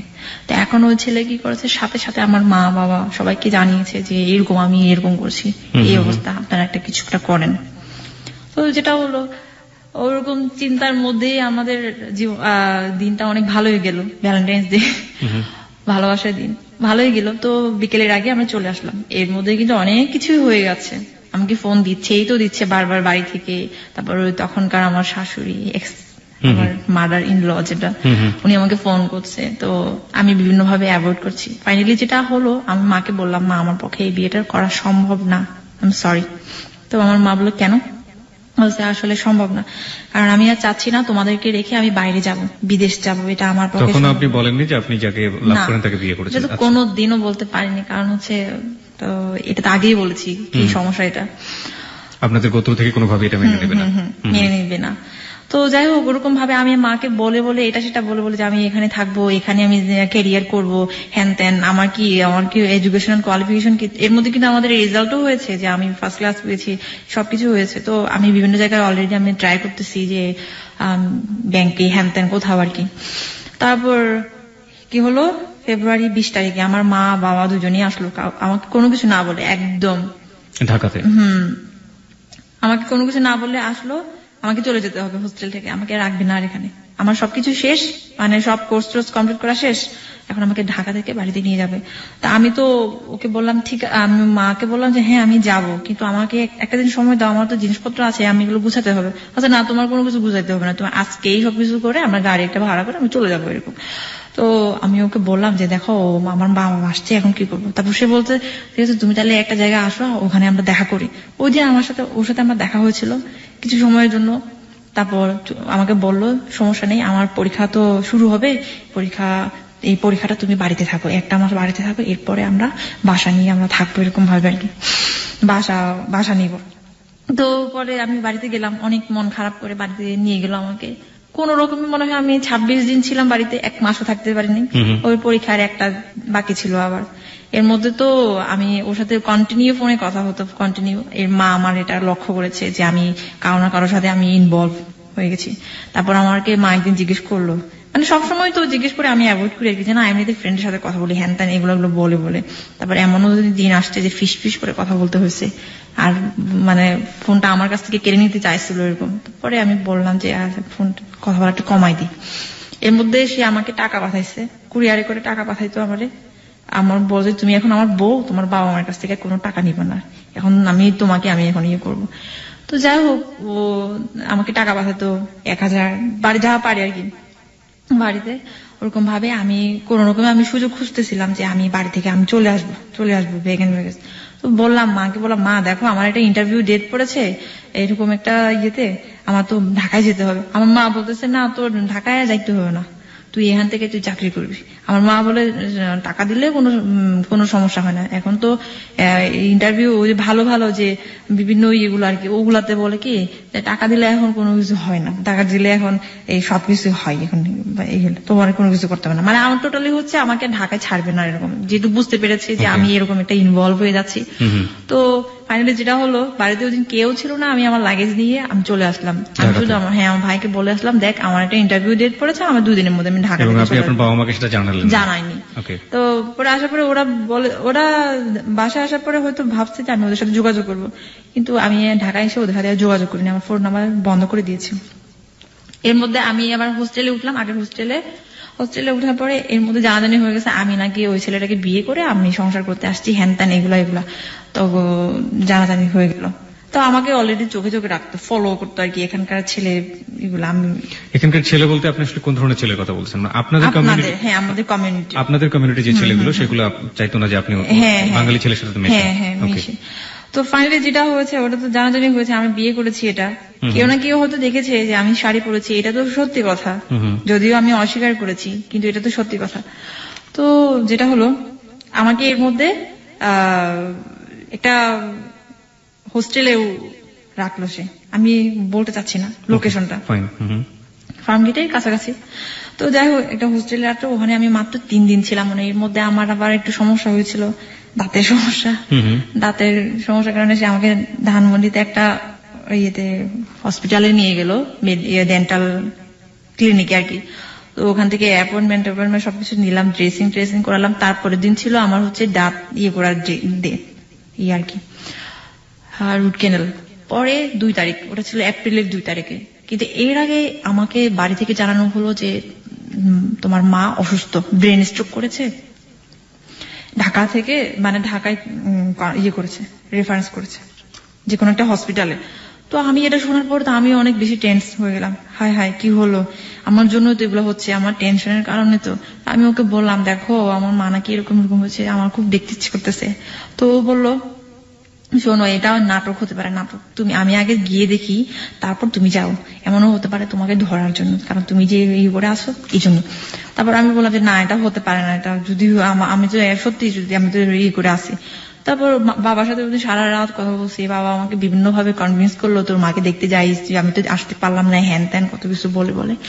পরে ওই দিন সকালটা কোন রকমে পার করলাম, দুপুর আর পার করতে পারলাম না। এদিকে আমার ভাই ফোন দিচ্ছে, তুই আয় এক্ষুনি আয়, ওটা আমার কাজিন ছিল, বড় ভাই। তো ও বলতেছে আমি একটা কাজের মধ্যে ব্যস্ত আছি, মানে আমার হাজবেন্ড বলতেছে আমি একটা কাজের মধ্যে ব্যস্ত আছি, তুমি একটু ওয়েট করো বিকেলটা পর্যন্ত, আমি দেখে আসি, তারপর আমরা দুজনে একসাথে যাবো যদি সেরকম কোনো কিছু হয়। আর রোজ তোমার এখন যাওয়ার প্রয়োজন নেই, কারণ তুমি অনিরাপদ, এরকম। তো আমি আর ওর কথা শুনি নাই, অবাধ্য হয়ে আমি গেছি আমার দাদার সাথে মোটরসাইকেলে করে। উনি আমাকে কি করলো, উনি ওই হসপিটাল সব ঘুরে নিয়ে এসে আমার কাজিনের বাসায় নিয়ে গেল। দেখলাম যে ওখানে আমার মা আছে, কাকা আছে, সবাই পিসিমা টিসিমা সবাই আছে ওখানে। এই অবস্থা। তখনই আমার মার সাথে সাথে আমার মোবাইলটা ক্রোক করলো। আমি তো তখন, আপনার মা ব্রেন স্ট্রোক করেন না, এটা জাস্ট একটা নাটক ছিল আমাকে ধরার জন্য, যেহেতু আমি লোকেশনটা দিচ্ছি না এই জন্য। পরে আমি বুঝলাম যে ও আচ্ছা আমার মোবাইল ক্রোক করা আছে, তার মানে এখানে সামথিং প্রবলেম, তার মানে আমাকে আজকে নিয়েই যাবে যেভাবে হোক। তো আমি কি করলাম, আমিও তো আমার মায়ের মেয়ে, আমি কি করলাম, ওর মোবাইল থেকে, ও বাথরুমে মনে হয় কোথাও গিয়েছিল, ওখান থেকে মোবাইলটা নিয়ে আমি কোন রকমে ওকে SMS করলাম, এনি হাউ তুমি এক্ষুনি আমার হোস্টেলের সামনে আসো, আমাকে নিয়ে যাও, আজকে আমাকে বাড়িতে নিয়ে যাবে, তুমি যেভাবে পারো আসো। ওটা মেসেজ করলাম, আমি ডেঞ্জার। তো এখন আমি চিন্তা করতেছি কিভাবে যাবো এখান থেকে। তো আমাকে বলতেছে তোর জিনিসপত্র নিয়ে আসতে হবে, যা তুই হোস্টেলে তুই যা, আমিও তোর সাথে যাবো, আমরাও তোর সাথে যাবো, তুই জানি যাই। তো এখন আমি বলছি সেই সময়টা যদি, মানে আমি জানি না সামনের দিকে স্টোরিটা কি, সেই সময়টা যদি আপনাকে নিয়ে যাওয়া হতো, মানে কি ধরনের ফিউচার, কি ধরনের ভবিষ্যৎ আপনার জন্য অপেক্ষা করতো, আপনার কমিউনিটিতে? আমি বলছি এটা তো বলার অপেক্ষা রাখে না। যাই হোক, সেটা হচ্ছে পরে গেলাম কোন রকম একটা দোকান, ফোন ফিক্সের দোকান থেকে আমার কাছে যে টাকা ছিল সব টাকাগুলো বা ক্যাপচার করেছে, নিয়েছে। পরে 5-10 টাকা এরকম ছিল মনে হয়। 1 মিনিট ওকে ফোন দিয়েছে একটা ফোন ফিক্সের দোকান থেকে, তুমি যেভাবে পারো গাড়ি নিয়ে তুমি আসো আমার হোস্টেলের সামনে, যেভাবে পারো। তো হোস্টেলে গেলাম, আমি এই রুম থেকে ওই রুম থেকে করতে করতে টাইম পাস করতেছিলাম, মানে ওই টাইমের মধ্যে সে যেন চলে আসতে পারে। তো এর মধ্যে আমার একটা বান্ধবী ছিল, মানে বান্ধবী না, হোস্টেলের আর কি পরিচিত। ওকে বললাম যে তোমার ফোনটা থেকে একটু আমি তোমার ভাইয়াকে একটু ফোন করি। তারপর সে বললো যে আমি তো হোস্টেলের সামনে ওই যে গেটে আসছি, এটা নিয়ে। এখন আমি কিভাবে যাব? আমার উপরে আছে হচ্ছে আমার মা আর পিসিমা, আর নিচে আছে হচ্ছে আমার দাদা, আমি কিভাবে যাব? পরে আমার মা আর পিসিমাকে একটা রুমে বন্দি করে আমি অন্য দরজা দিয়ে বের হয়ে আমি চলে গেছি।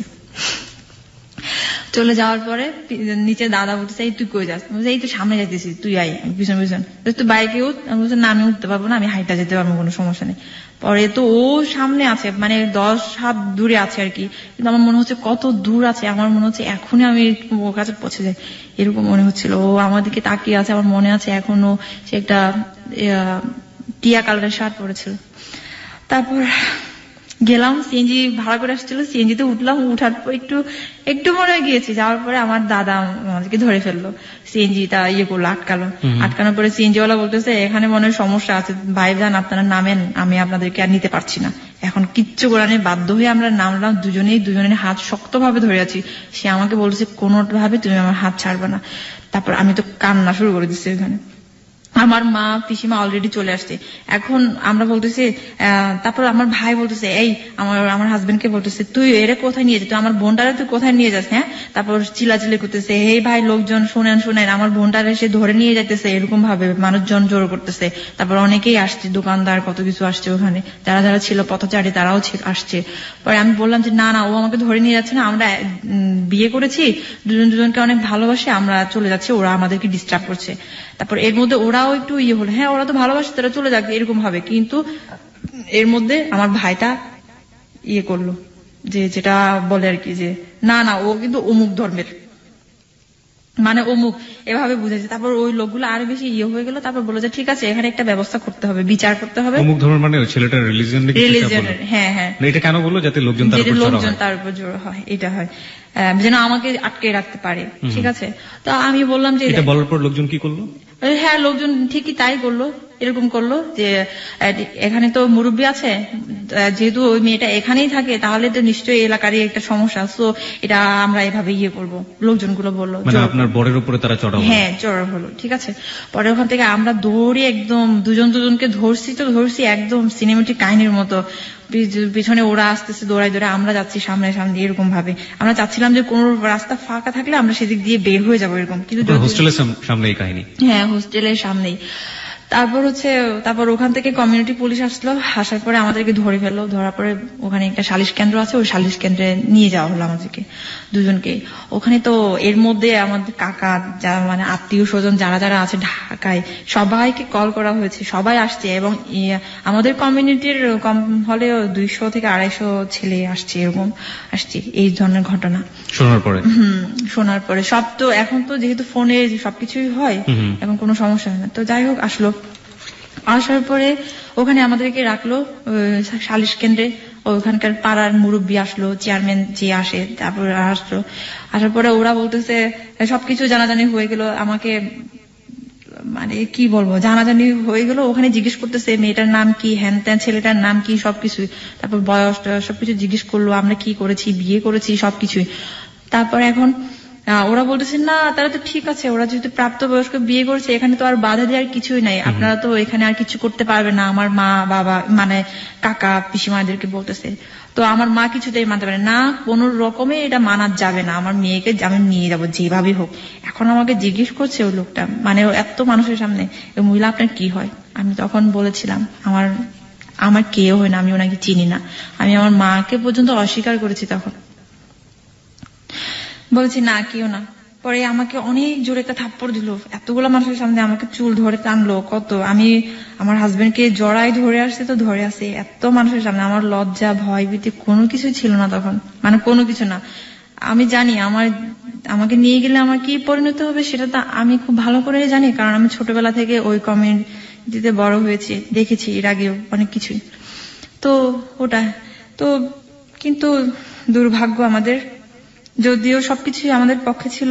এরপরে পুলিশ আসলো, তেজগাঁও থানার পুলিশ আসলো। আসার পরে তো পুলিশ এসেও বললো যে না, ওরা তো ঠিক আছে, ওরা প্রাপ্তবয়স্ক, ওরা বিয়ে, সমস্যা নাই তো। কিন্তু মানে এখন যেটা হয় আর কি, ক্ষমতার জোর থাকলে আসলে কোনো কিছুই হয় না, আইনও এখানে হার মানে। ওই দিন ঠিক তাই এরকম হয়েছিল। আমার কাকার উপর লেভেলের একজনকে ফোন করা হলো যে এরকম সমস্যা, যেভাবে হোক আমরা ওকে রাখতে চাই, আমাদের মেয়েটাকে আমাদের কাছে রাখতে চাই। তো ওখান থেকে উপর লেভেল থেকে ফোন আসলো ওই পুলিশের কাছে, তেজগাঁও থানার ওসি ছিলেন উনি, ওনাকে ফোন দিয়ে বললো যে যেভাবে হোক মেয়েটাকে মেয়ের মায়ের কাছে ফিরে দাও, আদারওয়াইজ আপনার চাকরি থাকবে না। যে বললো সেও আপনাদের কমিউনিটির? হ্যাঁ, আমাদের কমিউনিটির। তারপর হচ্ছে তো এরকম ভাবে এখন পুলিশটাও তো যেহেতু চাকরি নিয়ে টানাটানি হয়ে গেল, স্বাভাবিক এখন সে আর আমাদের আর পক্ষে থাকতে পারতেছে না। এখন ওকে আমার হাজবেন্ডকে বললো, তো আমার হাজবেন্ড, আমি তো ওকে ছাড়তেছি না, ও আমাকে ছাড়তেছে না, এরকম ভাবে। তা এখন বলতেছে ঠিক আছে তাহলে তোমার বাবা মাকে ডাকো, ওকে বলতেছে। তো ও বলতেছে আমার তো বাবা নেই, মা আছে, মা অনেক বয়স্ক মানুষ, ওনাকে এই কথাগুলো বলা যাবে না। বলছে তাহলে তোমার ভাই তো আছে? বলছে না, ভাইকেও ডাকা যাবে না, এরকম সমস্যা, কারণ ওর ফ্যামিলিতে এগুলো এখন পর্যন্ত জানায়নি। এখনো পর্যন্ত এগুলো বলছি। তারপর এই অবস্থা। এখন শুধু ঢাকায় কি আছে, ঢাকায় ওর একটা দুলাভাই আছে, ও যে বাসায় থাকতো ওই বাসার মালিক আর কি, হ্যাঁ, দুলাভাই থাকে। তো ওনাকে ডাকা হয়েছে, উনি আসছে, মানে সমস্ত ঘটনা ওখানে সমস্ত কিছু শোনার পরে এখন এই সেই আমি তো কিছুতেই যেতে চাচ্ছি না, আমি তো জানি। পরে আমাকে একটা রুমে বন্দি করা হলো, বন্দি রাখা হলো, ওখানে সিদ্ধান্ত নেওয়া হলো যে কি করা যাবে, এখন কি করা যাবে। আমার মাকে আমি দেখতে পাচ্ছি ও কতটা এক্সাইটেড ছিল আমার হাজবেন্ডের উপরে, বারবার এভাবে এমন ভাবে তাকাচ্ছিল, মনে হচ্ছে এখনই মেরে ফেলবে, এখনই মেরে ফেলবে। কিন্তু আমি তো জানি আমি কিছুতেই আমি ওকে করবো না। এমনও সিদ্ধান্ত নিয়েছে ওকে ওখানে নারী নির্যাতন মামলা দিবে, কিন্তু আমার জন্যই দিতে পারেনি। আমি ওখানে বাধা দিয়েছি, কারণ আমি যেহেতু আমি একটা ভিকটিম, তো পারিনি ওটার জন্য। তো এখন ফাইনালি যেটা হলো সেটা হচ্ছে আমাদেরকে বোঝানো হলো, পুলিশটা আমাকে আর ওকে একটা রুমে নিয়ে গিয়ে বুঝালো যে দেখো ও যদি না মানে তাহলে কিন্তু তোমারই সমস্যা হবে। আমার হাজবেন্ডকে বলতেছে তোমাকে কিন্তু নারী নির্যাতন মামলা অলরেডি কিন্তু দিতে চাচ্ছে, এখন দিলে তুমি জানো এখন কত বছরের জেল, তারপর রিমান্ডে নিয়ে যাবে, তোমাদের দুজনকে রিমান্ডে নিয়ে যাবে, তখন কি হবে। এখন তার সাথে একটা কাজ করো, তুমি ওকে ছেড়ে দাও, ও চলে যাক ওদের বাড়িতে, কোন রকমে একদিন সুযোগ বুঝেও পালিয়ে চলে আসবে, তখন আর কেউ আর ধরতে পারবে না, এরকম ভাবে। কিন্তু আমি কিছুতেই মানতেছি না এটা, কারণ আমি জানি বাড়িতে গেলে আমার কি অবস্থা হবে, আমি জানি সেটা। আমি বারবার বলতেছি না, ওখানে গেলে আমাকে নিলামে দিবে, ওখানে গেলে আমাকে এরকম বয়স্ক মানুষের সাথে বিয়ে দিবে, আমি জানি আমাকে মেরে ফেলবে, ওখানে এমনও হতে পারে আমাকে জঙ্গলে দিবে। আমি এগুলো অনেক কান্না করছিলাম আর বলছিলাম এসব কথা। আমি তারপরে তখনও পর্যন্ত ওকে ধরে আছি, আমার লজ্জা দিতে কিছু করতে। নিলাম শব্দটা নিয়ে অনেক বলা আছে, সেটা নিলামে দেবে মানেটা কি? মানে এটা কি আপনাদের গোত্রেরই একটা নিয়ম বা এরকম কিছু একটা, যে বাঙালি কোনো ছেলেকে বিয়ে করলে এরকম? হ্যাঁ হ্যাঁ হ্যাঁ, ঠিক তাই। বাঙালি কোনো ছেলেকে বিয়ে করলে ওই মেয়েটাকে তো এমনিতেই যদি ইনকেস যদি মেয়েটাকে ধরতে পারে, তখন সেক্ষেত্রে হয় কি, আমাদের কিছু বলতে চাচ্ছি না, এগুলো পলিটিক্যাল আছে তো, যার কারণে দেখা যায় যেটা আপনি চাবেন না সেটার বিষয়ে আমাদের কোনো জন্য নেই। তো নিলামে দেয় বলতে কি সমাজের কাছে তুলে দেয়, তখন আর ফ্যামিলির কাছে আর থাকে না ব্যাপারটা। ফ্যামিলি চাইলেও আর কোনো কিছু করতে পারে না, সমাজ যা বলে তাই।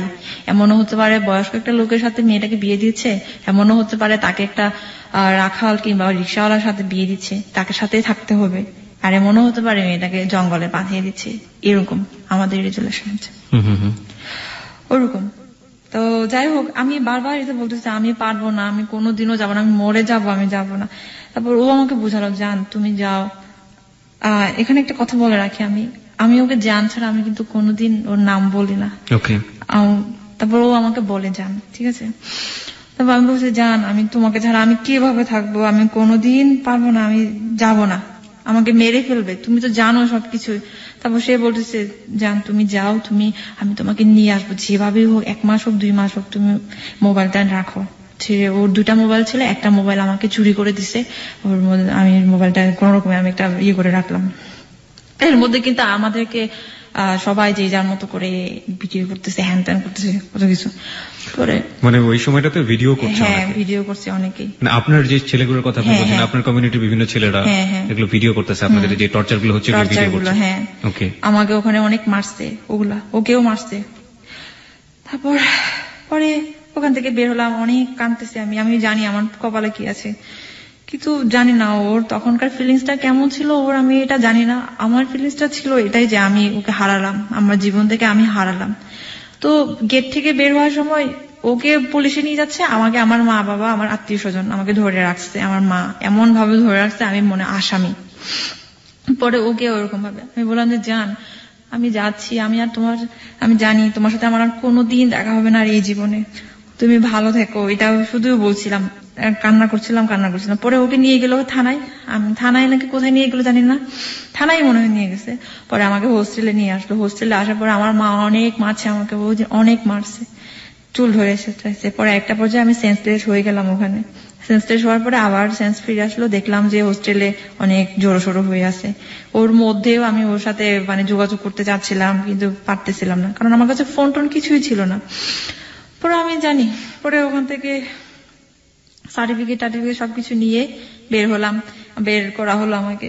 একসাথে রিক্সায় উঠলাম, কাকা, আমি আর আমার মা আমাকে এমন ভাবে ধরে রাখছে যেন আমি রিক্সা থেকে যেন পড়তে না পারে। আমি বারবার চাচ্ছিলাম যে আমি মরে যাব, রাস্তায় অনেক বড় বড় ট্রাক গাড়ি যাচ্ছে, তো ওখানে আমি পড়ে যেতে চাচ্ছিলাম, আমি নিজে থেকেই আমি বাঁচবো না আর এরকম। তো আমাকে এমন ভাবে ধরছে যে যেন আমি পড়তে না পারি এরকম।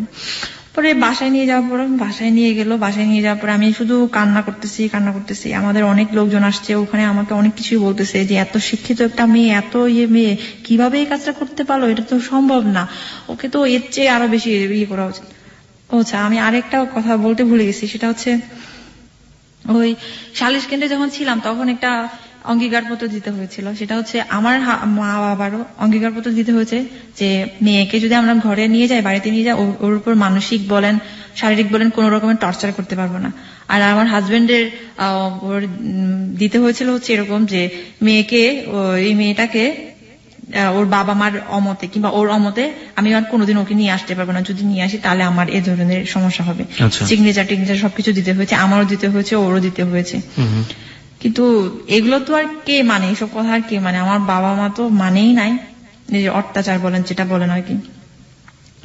কোন রকমে ওই কাজিনের বাসায় নিয়ে গেল, আমি কান্না করতেছি অনেক। আমি আমার মাকে বলতেছি, মা দেখো তোমার সাথে আমার একটা গোপন কথা আছে। তারপর মা বলেছে, কি কথা বলো, বলতে আমার সাথে কথাই বলতে চাচ্ছে না এরকম। তারপর আমি বললাম যে মা দেখো আমি আমি আমি আমি যাবো না, তুমি আমাকে নিয়ে কি করবা, আমি তো একদম নষ্ট হয়ে গেছি।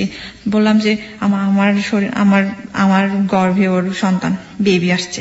আমি তো, এটা কি সত্য ছিল? হ্যাঁ, এটা সত্য ছিল, কিন্তু তখনও পর্যন্ত আমি জানতাম না আর কি যে আমার একটা ছিল আর কি। আমি বলেছিলাম এই কারণে যে আমি রেহাই পাই, তারপরও যেন আমাকে তারপর মা এটলিস্ট মেয়ে তো এরকম ভাবে যেন আমাকে করে। মানে আপনি এটা বলেছিলেন কিন্তু আপনি নিশ্চিত ছিলেন না, পরবর্তীতে সত্যই ছিল? পরবর্তীতে সত্যই ছিল। পরে ওভাবে আমাকে নিয়ে গেল। ওটা শোনার পর তো আরো বেশি ক্রেজি হয়ে গেল আমার উপর, না এই রক্তকে জীবনে আমরা নিব না এরকম ভাবে আর কি, প্রয়োজনে আমার মেরে ফেলবে এই অবস্থা।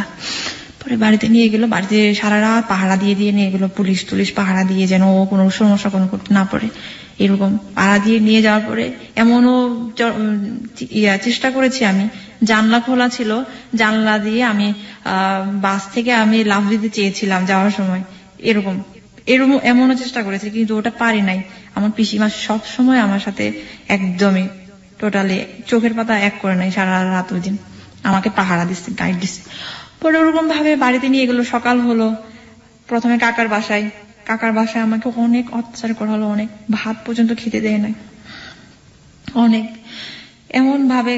তারপর আমার মা যখনই ওটা শুনতে পারলো যে আমি এরকম কনসিভ করেছি এই সেই এগুলা, বলতেছে তুই এরকম একটা পাপী মেয়ে, তোরে এই দুনিয়াতে রাখা উচিত না, তোরে আজকেই মেরে ফেলা উচিত, তোরে এরকম এইগুলা এই রক্তগুলা অজাতের রক্ত এনতেন এগুলো বলে অনেক কিছুই বকা দিচ্ছে আমাকে, অনেক কিছুই।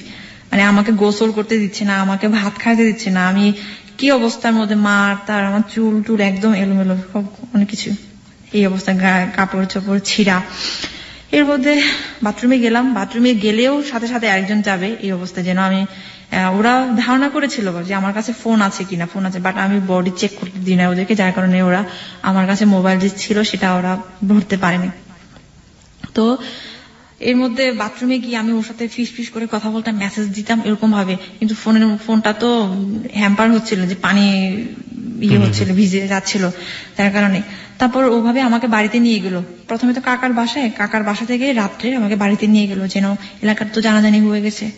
বাড়িতে নিয়ে যাওয়ার পর আমাকে অনেক মারলো, কাকাই মারছে আমাকে, মা মারছে। পরে এভাবে আমার বন্দি জীবন শুরু হলো। প্রায় 7 মাস ছিলাম বন্দি, একদম পৃথিবীর থেকে বাইরে, গৃহবন্দী যেটা বলে। এর মধ্যে ওর সাথে আমার যোগাযোগ হতো, ফোনে যোগাযোগ হতো, টাইম টু টাইম সবকিছুই বলতাম, ও জানার চেষ্টা করতো সবকিছুই।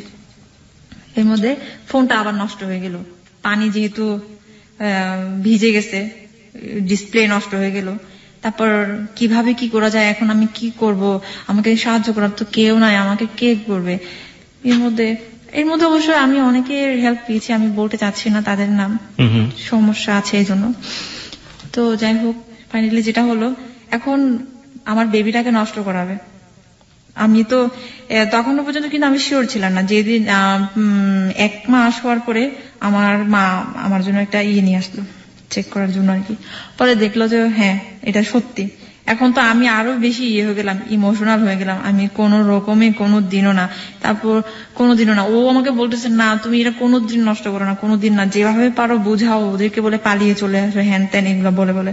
তারপর আমিও আমার মাকে বুঝালাম, মা আমি বাঁচবো না। এখন আমার মা আমার মা কি করেছে, এমনও দিন গেছে আমাকে পেটে লাথি দিছে শুধুমাত্র ওটার জন্য যে একটা অজাতের রক্ত আছে তোর গায়ে, এইভাবে বলে বলে। পরে আমাকে অনেক লাথি দিত, মা পেটে লাথি দিত যেন আমি করি। পরে আমার বাবাকে আমি বলেছি, আমি বাবাকে পর্যন্ত বলেছি নির্লজ্জের মতো, বাবা আমার শরীরে তো ওরই রক্ত আছে, আমাকে ছেড়ে দাও না, আমার ভবিষ্যতে আমি নিজে গড়বো, আমি চলে যাব ওর কাছে। কিন্তু বলে কি না, তোরে এখানে রাখবো, এখানে রাখা তোরে আরেকটা ছেলের সাথে বিয়ে দিব, ব্যাস এটা হচ্ছে কথা। এখন আর কিছু নাই। আমার পিসিমাকে অনেক বলেছি, পিসিমাও কোন রকমে কেউ রাজি হয় না, ইভেন ওর সাথে পর্যন্ত ফোনে কথা বলাইছি, পিসিমা ওর সাথে অনেকক্ষণ প্রায় আধা ঘন্টা 1 ঘন্টা কথা বলেছে ওই বিষয়টা নিয়ে, যেন বাচ্চাটাকে নষ্ট না করে এগুলা নিয়ে। পরে যেটা হলো, আমাকে তো আমার মা একটা করলো, বুদ্ধি করলো, যেটা হচ্ছে তুই কি আমাদের ঘরে থাকবি নাকি সমাজে চলে যাবি, সমাজে যদি তুই যদি বাচ্চাটাকে রাখতে চাস তাহলে তুই সমাজে চলে যাইতে, মানে মোট কথা হচ্ছে নিলামে দিবে তখন, আর যদি তুই বাচ্চাটা নষ্ট করিস তাহলে তখন কিন্তু তুই আমাদের কাছে থাকতে পারবি, ব্যাস এখন তুই কোনটা চাস বল, তুই কি তোর জীবনটা চাস নাকি তুই বাচ্চাটা চাস। এখন আমি বলি আমি আমার বাচ্চাটাকে আমি যেভাবে পারি আমি ওটাকে আমি করবো যেভাবে পারি। এর মধ্যে কিন্তু আমাকে অনেক জায়গায় নিতে চেয়েছিল আমার মা, ম্যাটারনিটি হসপিটালে এটা ওয়াশ করার জন্য, বাট আমি করি নাই যেভাবে হোক।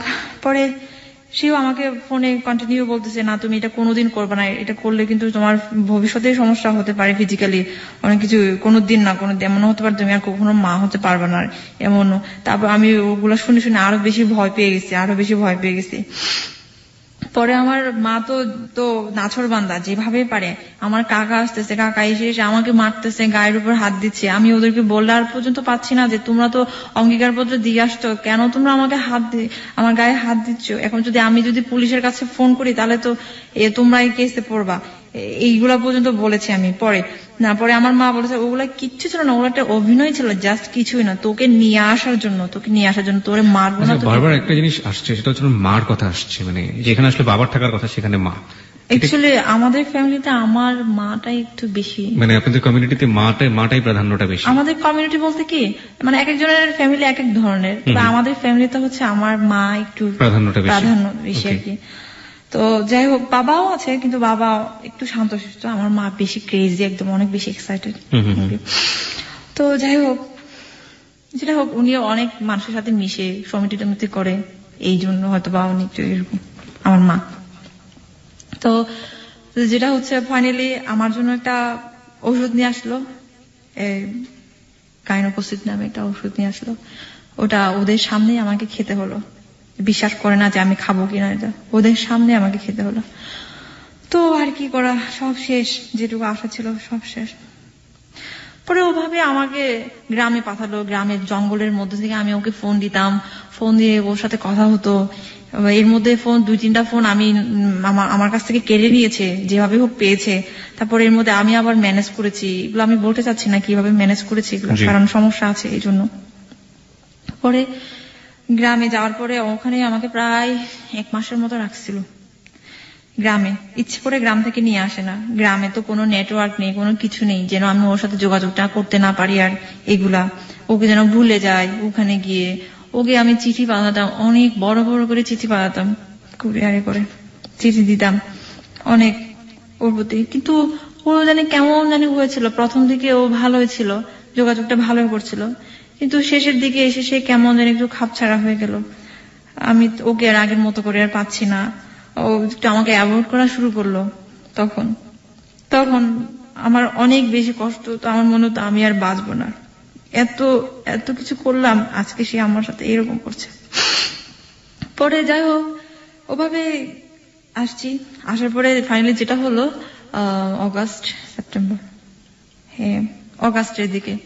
অগাস্টে আমি ওর সাথে কথা বলতেছিলাম দুপুরের দিকে। তো আমার ছোট ভাইটা এসে আমাকে দেখলো যে আমি কথা বলতেছি, পিছন থেকে আমাকে এত বড় একটা লাকড়ি আছে, ওই যে চুলা জ্বালায়। আপনার ছোট ভাইয়ের বয়সের ডিফারেন্স কত আপনার সাথে? 10 years। আপনার চেয়ে 10 বছরের ছোট। তো আমাকে পিছন থেকে এমন জোরে মারলো, আমি একদম পড়ে গেলাম, কিন্তু আমি মোবাইলটা হাত ছাড়া করে নাই। ও শুনছে কিন্তু আমার একটা কিছু হয়েছে, মানে আমার হাজবেন্ডও শুনেছে। এর মধ্যে তো আমাকে মারলো তো মারলো, আমি মোবাইলটা কিছুতেই হাত ছাড়া করে নাই। কি করছে, মোবাইলটা আমি আমার জানলা থেকে আমি পুকুরে ফেলাই দিচ্ছি। পুকুর একটা ছিল পাশে পানি, ওখানে ফেলে দিচ্ছি, তারপরে যেন না দেখে। ওই জন্য আমাকে অনেক মারছে, আমার ভাই এত মারছে। পরে আমি কি করলাম, আমার জীবনটা আর রেখে কি করব। আমি ওই দিন আমাদের বিষ ছিল, ইঁদুর মারার বিষ ছিল, ওই ইঁদুর মারার বিষ খেয়েছি যে মরে যাব আজকে। ইঁদুর মারার বিষ খাওয়ার পরে আমি বমি করছি, সাথে সাথে আবার সেন্সলেস হয়ে পড়ছি। সেন্সলেস হওয়ার পরে আমি আর জানি না কি হয়েছে।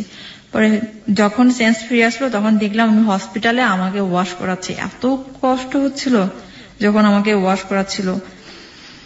তো ওয়াশ করানো হলো, ওখানে হসপিটালে 2 দিন ছিলাম। 2 দিন রাখলো আমাকে। অনেক মানুষ অনেক কথা বলছে, নিন্দা করছে, এটা তো স্বাভাবিক।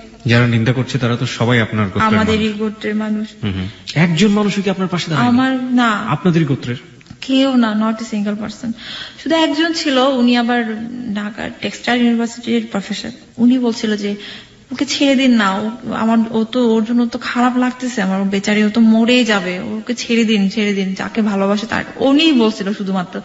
এই কথা শোনার পরে আমার কাকা বলে কোনো দিনও না, ওকে মেরে ফেলা হবে, তারপর মরে যাক, তারপর ও ছেলের কাছে যাবে না। তারপর আমার মা বলে ওরকম একটা ছেলের সাথে আমার মেয়েকে দিব কোনো দিনও না, যে ছেলে কিনা এইগুলা করে রাস্তার ফকিরের মতো করে ফেরিওয়ালা করে করে বেড়ায়, তার সাথে দেখতে কেমন, হ্যান ত্যান কত কিছু বলতো, আমাকে বলতো। আমার এগুলো শুনে আমার অনেক কষ্ট হতো, আমি অনেক কান্না করতাম, প্রতিবাদও করতে পারতাম না। শুধু বলতাম যে আমি ওকে অনেক ভালোবাসি, তোমরা যতই যাই বলো না কেন, কোনো দিনও না। এর মধ্যে ওকে আবার কেস করতে চেয়েছিল ওখান থেকেই। তা আমি বলেছি, আমাকে অনেকবার কনভিন্স করানো হয়েছিল, আমি বলছি কোনো দিনও না, আমাকে মেরে ফেলো, তারপরে তোমরা ওকে কেস করতে পারবে না। শুধুমাত্র আমার কারণে কেস করতে পারে নাই, না হলে কিন্তু কেস হয়ে যেত ব্যাপারটা। তাহলে পরে এর মধ্যে আমাকে হসপিটাল থেকে বাড়িতে নিয়ে আসা হলো। ও জানে এগুলা সব, আমার মানে শুভাকাঙ্ক্ষী আর কি, সে ওকে মেসেজ করে পাঠাইছে, দিদির এই অবস্থা এগুলা ও জানে এগুলা সব। এর মধ্যে আমি ওকে বললাম যে দেখো আমার আর এখানে থাকা সম্ভব না, তুমি আমাকে কবে নিয়ে যাবা। ও আমাকে এই মাস ওই মাস বলে বলে ওভাবে রাখতে রাখতে ফাইনালি যেটা বলছে, ডিসেম্বর ছাড়া আমি তোমাকে নিয়ে আসতে পারছি না। আপনি যাকে বিয়ে করলেন সে?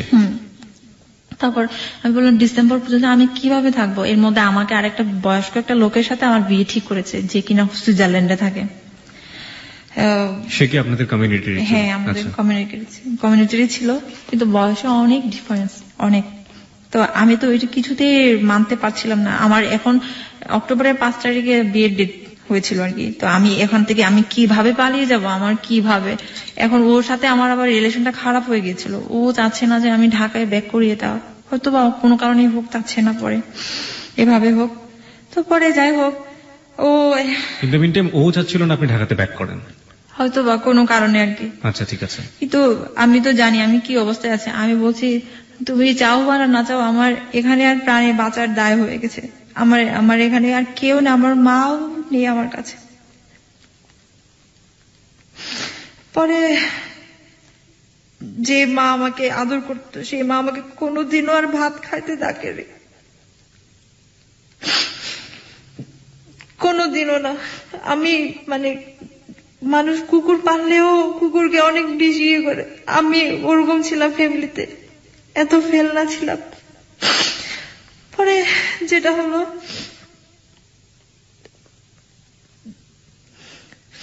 ফাইনালি আমার একটা ফ্রেন্ডের মাধ্যমে, ঢাকারই ওই ফ্রেন্ডের মাধ্যমে আমি সবকিছু যোগাযোগ করলাম যে কিভাবে কি করব। এমন আমার হাজবেন্ড এটা বলেছে যে তুমি যদি ঢাকায় আসো তাহলে আমি কিন্তু তোমার মাকে বলে দিব যে তোমার কাছে মোবাইল আছে, এটা আমি বলে দিব। আমি এটা শোনার পর তো আমি একদম বেশি হয়ে গেছিলাম যে কিভাবে সে এই কথাটা বলতে পারলো। কিন্তু আমি জানি ওখানে আমার পক্ষে আর থাকা সম্ভব হচ্ছে না, সম্ভবই না। ওখানে থাকা মানে হচ্ছে মৃত্যু, আর কিছুই না। পরে আমি আসলাম, যেভাবে হোক একটা দিন আসলো। আমি সময় খুঁজতেছিলাম, সুযোগ খুঁজতেছিলাম, আমি কিভাবে আসবো। এর মধ্যে আমার বাবা মা যদি অফিসে চলে যায়, আমি এই সুযোগগুলো খুঁজতেছিলাম। আমি ওরকম ভাবে একটা দিন আসলো, সময় আসলো যে অনেক কিছুই আছে, অনেক কিছুই। পরে আমার কাছে একটা বোরকা ছিল, বোরকা ছিল, ওই বোরকাটা ম্যানেজ করেছে আর কি, যেভাবে হোক। আমি পরে আসলাম ঢাকায়। ঢাকায় যে আসতেছি ওকে কিন্তু বলি নাই আমি ঢাকায় আসতেছি এটা, কারণ আমার মধ্যে ভয় ঢুকে গেছিল যে ও যেহেতু বলেই দিয়েছে আমার মাকে সে বলে দেবে, তাহলে আমি ওকে আর কেন বলবো, আমি বলি নাই। কিন্তু আমি ঢাকায় আসছিলাম এ কারণে যে আমি ঢাকায় আসলে ওকে আমি পাবো, যেভাবে হোক ওকে আমি পাবো, আমি ওর সবকিছুই জানি, প্রয়োজনে আমি ওদের বাড়িতে যাব, এই জন্য আমি আসছিলাম। আমার এতটুকু বিশ্বাস ছিল যে আমি ঢাকায় আসলে ও আমাকে কোনোদিনও আমাকে ফেলে দিতে পারবে না, এতটুকু বিশ্বাস ছিল। হয়তোবা কোনো কারণে সে আমাকে অ্যাভয়েড করতেছিল, তখন ওর সমস্যা হচ্ছিল, এই জন্য এত বেশি। পরে ঢাকায় আসলাম, ঢাকায় আসার পরে একটা ফ্রেন্ডের বাসায় উঠলাম। ফ্রেন্ডের বাসায় কয়েকদিন থেকে ওকে আমি জানালাম যে আমি ঢাকায় আসছি, এইগুলা, তুমি আমার সাথে দেখা করো। This track was downloaded from FusionBD.com. তো ও আমার সাথে দেখা করতে গেল, যে আমি যে জায়গায় ছিলাম। দেখা করার পরে ওদিন প্রথম দেখা, অনেক কান্নাকাটি করলাম। ও আমাকে বললো, জান তুমি চলে যাও বাসায়, তুমি বাসায় চলে যাও। তখনও বলতেছে বাসায় চলে যাওয়ার জন্য, মানে আপনার খাগড়াছড়ির যে বাড়ি সে বাড়িতে চলে যাওয়ার জন্য? হ্যাঁ, আমাকে বলে তুমি বাসায় চলে যাও। আমি বলছি তুমি কি বলো জান, আমি কিভাবে আসছি তুমি জানো? আমি মরণ মৃত্যুকে হাতে নিয়ে আসছি, যদি আমাকে কেউ ধরে ফেলতো আমার ওদের মৃত্যু হতো, মেরে ফেলতো, আমাকে শুট করতে পুরো এরকম। তো এরকমই ছিল, কারণ আমাদের ওখানে তো এরকমই হয়। পরে বলতেছে, না তুমি চলে যাও প্লিজ, আমি এস্টাবলিশ হলে আমি তোমাকে নিয়ে আসবো, আমি এই সমস্যার মধ্যে আছি, দেখো এই সমস্যা। আমি বলছি, দেখো জান তুমি, আমারও তো যোগ্যতা আছে, আমি আমার যোগ্যতা নিয়ে আমি চাকরি করবো, তুমি আমাদের কোনো সমস্যা হবে না। আমি ওকে বললাম, আমি তো তোমারই বউ, তোমারই বিয়ে করাবো, তুমি কেন এরকম করছো, কেন তুমি এমন করছো?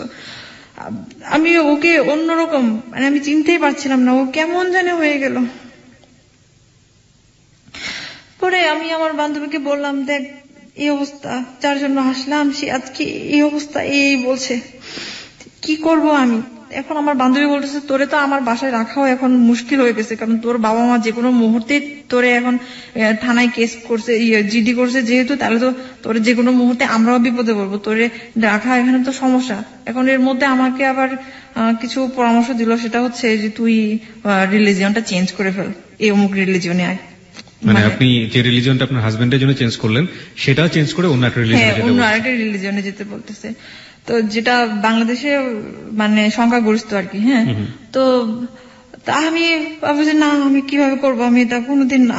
তারপর অনেক আমাকে মেন্টালি যেটা বলে একদম ওয়াশ করে ফেললো, যে হ্যাঁ না এরকম হবে। আরো কিছু ভাইয়া ছিল, ওরাও আমাকে করছে, ইনফ্লুয়েন্স করেছে যে হ্যাঁ ওকে এখানে রাখা যাবে না, ওকে রাখলে আমরাই বিপদে পড়বো, পুলিশ টুলিশ নিয়ে এসে আমরাই বিপদে পড়বো, এরকম ভাবে, নয় ওকে এটা করতে হবে, নয় ওকে এটা করতে হবে।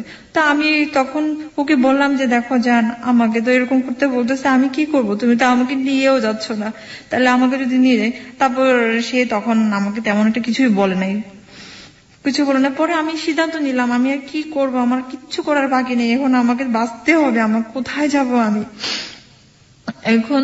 আমি পরে রিলিজিয়ন চেঞ্জ করার জন্য আমি সবকিছু এগ্রি হলাম। তবে ওখানে একটা ভাইয়া ছিল, ওই ভাইয়াটা সবকিছু একটা উকিলের সাথে কথা বলে হ্যান ত্যান কত কিছু সব পেপারস রেডি করছে, এবং ওনার সাথেও গিয়েছি আমি কোর্টে, যাওয়ার পরে সিগনেচারও করেছে, কিন্তু ওই দিন ম্যাজিস্ট্রেটটা অ্যাবসেন্ট ছিল, যার কারণে আর ওটা হয়নি।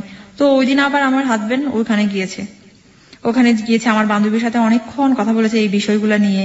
ওরও অনেক মন খারাপ ছিল, আসার সময় ফোনে কথা হয়েছে, ফোনে আমি কান্না করতেছি, বারবার ও ফোন দিচ্ছে, কাঁদতেছি, কথা বলতেছি, বলছে জান তুমি এই কাজটা করলা, এই কাজটা যদি করো তোমার সাথে আমার আর কোনোদিন দেখা হবে না, কোনোদিন মিলন হবে না, যেটুকু মিলন হওয়ার কথা ছিল সেটাও আর হবে না। আমি বলছি এগুলো তো তোমার জন্যই হচ্ছে, তুমি কেন আমাকে তুমি নিয়ে যাচ্ছ না, আমি তোমার জন্যই আসছি। পরে বলতেছে তুমি এটা করো না, আমি তোমাকে নিয়ে যাব, যেভাবে আমি তোমাকে নিয়ে যাব। এটা বলার পরে আমি আর একটু মনে একটু আশ্বাস পেলাম। তাহলে আমি আমার বান্ধবীকে বললাম, আমি যেটা করেছি আমি এটা করতে পারবো না, এখানেই শেষ। আবার এখন আমার বান্ধবী আমার উপর খেপে গেছে, যেহেতু আমি ওর বাসায় এতদিন ছিলাম, এখন বলতেছে তুই পৃথিবী একদিকে, তোর জামাই একদিকে, তুই কি করতেছস, তুই তোর জামাইটারে বেছে নিতেছ। আমি বলছি অবশ্যই, আমি আমার জামাইয়ের জন্য আমি আসছি, এখন তুই যা বলিস না কেন। আমি এখন ওর সাথে আমার একটু সম্পর্কটা খারাপ হয়ে গেছিল, ফাইনালি সে যেটা করলো আমাকে আর ওর বাসায় রাখলো না আর। এখন আমার হাজবেন্ড একটা বাসা নিয়ে ওখানে আর একটা বাসায় রাখলো আমাকে। ফার্স্ট টাইম আপনারা একটা বাসা নিলেন এবং সে বাসাটায় উঠলেন? ওকে, সাবলেট আর কি, সাবলেটে। হ্যাঁ, পরে ওখান থেকে আমাদের সংসার শুরু হয়। এই তো কত সালে সংসারটা শুরু হলো? 2010 নভেম্বরে 26 তারিখে। তো ওভাবে একটু সংসারটা যেরকম ভাবে চেয়েছিলাম আস্তে আস্তে হচ্ছে, এটা সেটা টুকিটাকি জিনিস কিনা শুরু করলাম যেহেতু একটা। তো এর মধ্যে ভালোই যাচ্ছিল, সবকিছুই ভালোই হচ্ছিল, সবকিছুই ও আসতেছে। কিন্তু ওর একটা সমস্যা ছিল, ওর ফ্যামিলিতে তো যেহেতু ও ডিসক্লোজ করে নাই ব্যাপারটা, ও যে বিয়ে করেছে এটা নিয়ে সমস্যা ছিল, তার কারণে সে আমার সাথে কন্টিনিউ থাকতে পারতো না আর কি। তো এরকম ভাবে আসা যাওয়ার মধ্যে থাকতো। পরে আমি এর মধ্যে আমি একটা চাকরিতে জয়েন করলাম স্কুলে, ওটাও আরেকটা স্কুলে ছিল, স্কুলে জয়েন করলাম। এভাবেই চলতেছিল, ভালোই চলতেছিল। মাঝে আবার অনেক কিছু হলো যে এভাবে আমার একটু জিদটা একটু বেশি ছিল আর কি, যে ও অনেক সময় ব্যস্ত থাকতো, আমি চাইতাম ও সবসময় আমার কাছে থাকুক, যেটা আমি একা সবসময় বাবা মা যতই আমাকে অত্যাচার করুক না কেন, ওদের কথা মনে পড়ে, কান্না করতাম সারাদিন, বাসায় একা একা থাকতাম। পরে ও আমার একটু জিদ বেশি ছিল, জিদটা এরকম ছিল যে ও যদি ব্যস্ত থাকতো, আমি ফোন দিলে রিসিভ না করলে আমি শুধু ফোন দিতেই থাকতাম। তো ওইগুলো পছন্দ করতো না, একদমই অপছন্দ করতো। তো এরকম ভাবে ও মাঝে মাঝে আমাকে করতো, ঝাড়ি দিত এমন। তো পরে যাই হোক, একদিন কি করলাম, সে আমার জন্য একটা জিনিস নিয়ে আসলো, একটা গিফট নিয়ে আসলো আর কি। একটা গিফট নিয়ে আসলো, ওই প্যাকেটটা ওদের এলাকারই একটা দোকানের প্যাকেট ছিল। তো আমার তো ওর কারো নাম্বার আমার কাছে ছিল না, যেটা আমার একটা আনসার্টেন একটা লাইফ, সে আমাকে আদৌ কি ওর বাড়িতে নিয়ে যাবে নাকি কি যাবে, আমার এগুলো নিয়ে একটু টেনশন ছিল আমার। সরি। পরে আনসার্টেন, তো আমি কি করলাম, ওই নাম্বারে ফোন দিলাম। ওই নাম্বারে ফোন দিয়ে বললাম যে এটা কি অমুক জায়গা? বললো যে হ্যাঁ অমুক জায়গা। এটা কি অমুক দোকান? বলছে হ্যাঁ অমুক দোকান। আচ্ছা, তারপর আমি ডিটেলস বললাম, ওর ভাই সম্পর্কে তো জানি, এই জন্য ভাইকে বলার পরে সে বলছে হ্যাঁ হ্যাঁ চিনি তো, উনি তো খুবই মান্যজন একজন মানুষ এলাকার, এরকম। তো তা আমি বললাম যে এরকম ওনার ভাই আমাকে এভাবে বিয়ে করে রেখেছে একটা জায়গায়, এখনো পর্যন্ত আমি এরকম অসহায়ের মধ্যে আছি, আমাকে প্লিজ একটু হেল্প করেন। আমি এগুলো অবশ্যই বলেছি, যার করে সে এগুলো পরে শুনতে পারছে। পরে শোনার পরে সে আমার উপর অনেক বেশি খেপে গেছে, অনেক বেশি। আপনার বর? অনেক বেশি খেপে গেছে এই কারণে যে কেন আমি এগুলো ওর অবদ্ধ হয়ে এগুলো করলাম। তারপর আমি আবার সরিও বলছি, ঠিক আছে আমি আর কোনোদিন এগুলো করবো না কোনোদিন। তারপর আমার এভাবেই চলতো, এভাবে তো দেখা যায় ও 2 দিন 3 দিন ফোন অফ থাকতো, ফোন দিত না আমাকে, এরকম ভাবে আমার আরো বেশি টেনশন হতো, আরো বেশি। এখন এর মধ্যে আমি ওর একটা ফ্রেন্ডের নাম্বার আমার কাছে ছিল আর কি, হ্যাঁ, ওর ফ্রেন্ডের সাথে আমি যোগাযোগ করলাম। তো ওর ফ্রেন্ডটা আমাকে বললো আর কি, যে অনেক কিছুই বললো ওর সম্পর্কে, আমি এগুলা এখন একটু বলতে চাচ্ছি না, বললো। তারপর এগুলো শোনার পরে আমার তো আরো বেশি একদম বেশি টেনশন হয়ে গেল। তা আমি বললাম যে দেখো, তুমি কি আমাকে তোমাদের ফ্যামিলিতে কখনোই স্টাবলিশ করতে পারবে না? সে বলতেছে তুমি একটু ওয়েট করো না, তুমি দেখো না কি হয়, দেখো। আমি বলছি আমি আর কত দেখবো, আমি তো দেখতেছি, দেখতে তো এতদিন চলে গেল, আজকে প্রায় তখন যদি 1 বছর হয়ে গেল আর কি, হ্যাঁ 1 বছর হয়ে গেছে। তারপর এরকম ভাবেই ভালোই যাচ্ছিল, আবার দিনকাল সবকিছু ভালো যাচ্ছিল। তারপর ও যা বলতো আমি তাই শুনতাম। ইভেন আমার অনেক ভালো ভালো জায়গায় চাকরিও হয়েছিল, কিন্তু ও চাকরি করাটা পছন্দ করতো না, যার কারণে আমি চাকরি ওগুলা ছেড়ে দিয়ে আসছি, চাকরি করি নাই। এরকম ভাবে মানে টোটালি ক্যারিয়ারে আমি কোনো কিছু করতে পারি নাই আমার নিয়ে, কিচ্ছু নাই। যেহেতু আমার আবার মেন সার্টিফিকেট নেই আমার কাছে, আসার সময় আমি এগুলো কিছুই নিয়ে আসতে পারি নাই। আমার অরিজিনাল সার্টিফিকেট সব ক্রপ করে রাখছে আমার বাবা মা, কিছুই নিয়ে আসতে পারি নাই আমি। এরকম শুধুমাত্র ফটোকপি নিয়ে আসছিলাম, ফটোকপি ছিল আমার কাছে ওগুলা নিয়ে, কিন্তু মেন সার্টিফিকেট আমি নিয়ে আসতে পারি না। যার কারণে ওটা আমার একটা উইক পয়েন্ট। আমি ভালো জায়গাতে আমি ট্রাই করতে পারছি না, ইচ্ছা থাকা সত্ত্বেও, আমার যোগ্যতা থাকা সত্ত্বেও। আবার এদিকে বাসা থেকেও বের হতে পারছি না, যদি কেউ না কেউ দেখে ফেলে আমাকে ধরে নিয়ে যাবে আবার, তখনও ওটা ছিল। এখনো তো আপনাকে এক ধরনের হিডেন ওয়ার্ল্ডই থাকে এরকম, এখনো তো অবশ্য আছে, এখনো কিছু কিছু জায়গা আছে রেস্ট্রিক্টেড জায়গা, আমি ওগুলোতে এখনো যেতে পারি না আর কি। তো ওরকম ভাবে চলতেছিল ভালোই। এপ্রিলের 14 তারিখে আমরা এতে গেলাম 2011-তে ফ্যান্টাসিতে, আমাকে নিয়ে গেল ও। তখন প্রথমবারের মতো আমাকে সে ঘুরতে নিয়ে গেল এরকম ভাবে। এভাবে ভালোবাসা ভালো লাগা সবকিছুই ঝগড়া এটা সেটা হতো এর মধ্যে অনেক কিছুই। তারপর আবার আমার বাসা চেঞ্জ করলাম, বাসা চেঞ্জ করে আরেকটা বাসায় গেলাম। এখন যে বাসা আছে আপাতত এখানে 1 বছর হয়ে গেছে। গত বছর জুনে আমরা উঠেছি আর কি, এবছরই 1 বছর হয়ে গেল। মাসির কথা না বললেই না, উনি এখন আমার মায়ের মতো। এখন উনি আমাকে নিজের মেয়ের মতো করেই দেখে আর কি। উনি জানেন সব স্টোরি? হ্যাঁ, উনি সবই জানেন, উনি সবই জানেন। উনি কি আপনাদের কমিউনিটির নাকি আলাদা? উনি আমার হাজবেন্ডের কমিউনিটি আর কি, মানে ওকে। তো যাই হোক, উনি সবকিছুই জানে। উনি আমাকে নিজের মেয়ের মতো করে আশ্রয় দিল, একদমই নিজের মেয়ের মতো করে। যেহেতু আমার হাজবেন্ড সবসময় আসতে পারে না, আমাকে সবকিছুই দেখাশোনা দেখভাল যেটা বলে সবকিছুই করে উনি, সবকিছুই। তো ফাইনালি যেটা হলো, আমার হাজবেন্ড আস্তে আস্তে আমার কাছ থেকে একটু ডিটাচ হচ্ছে।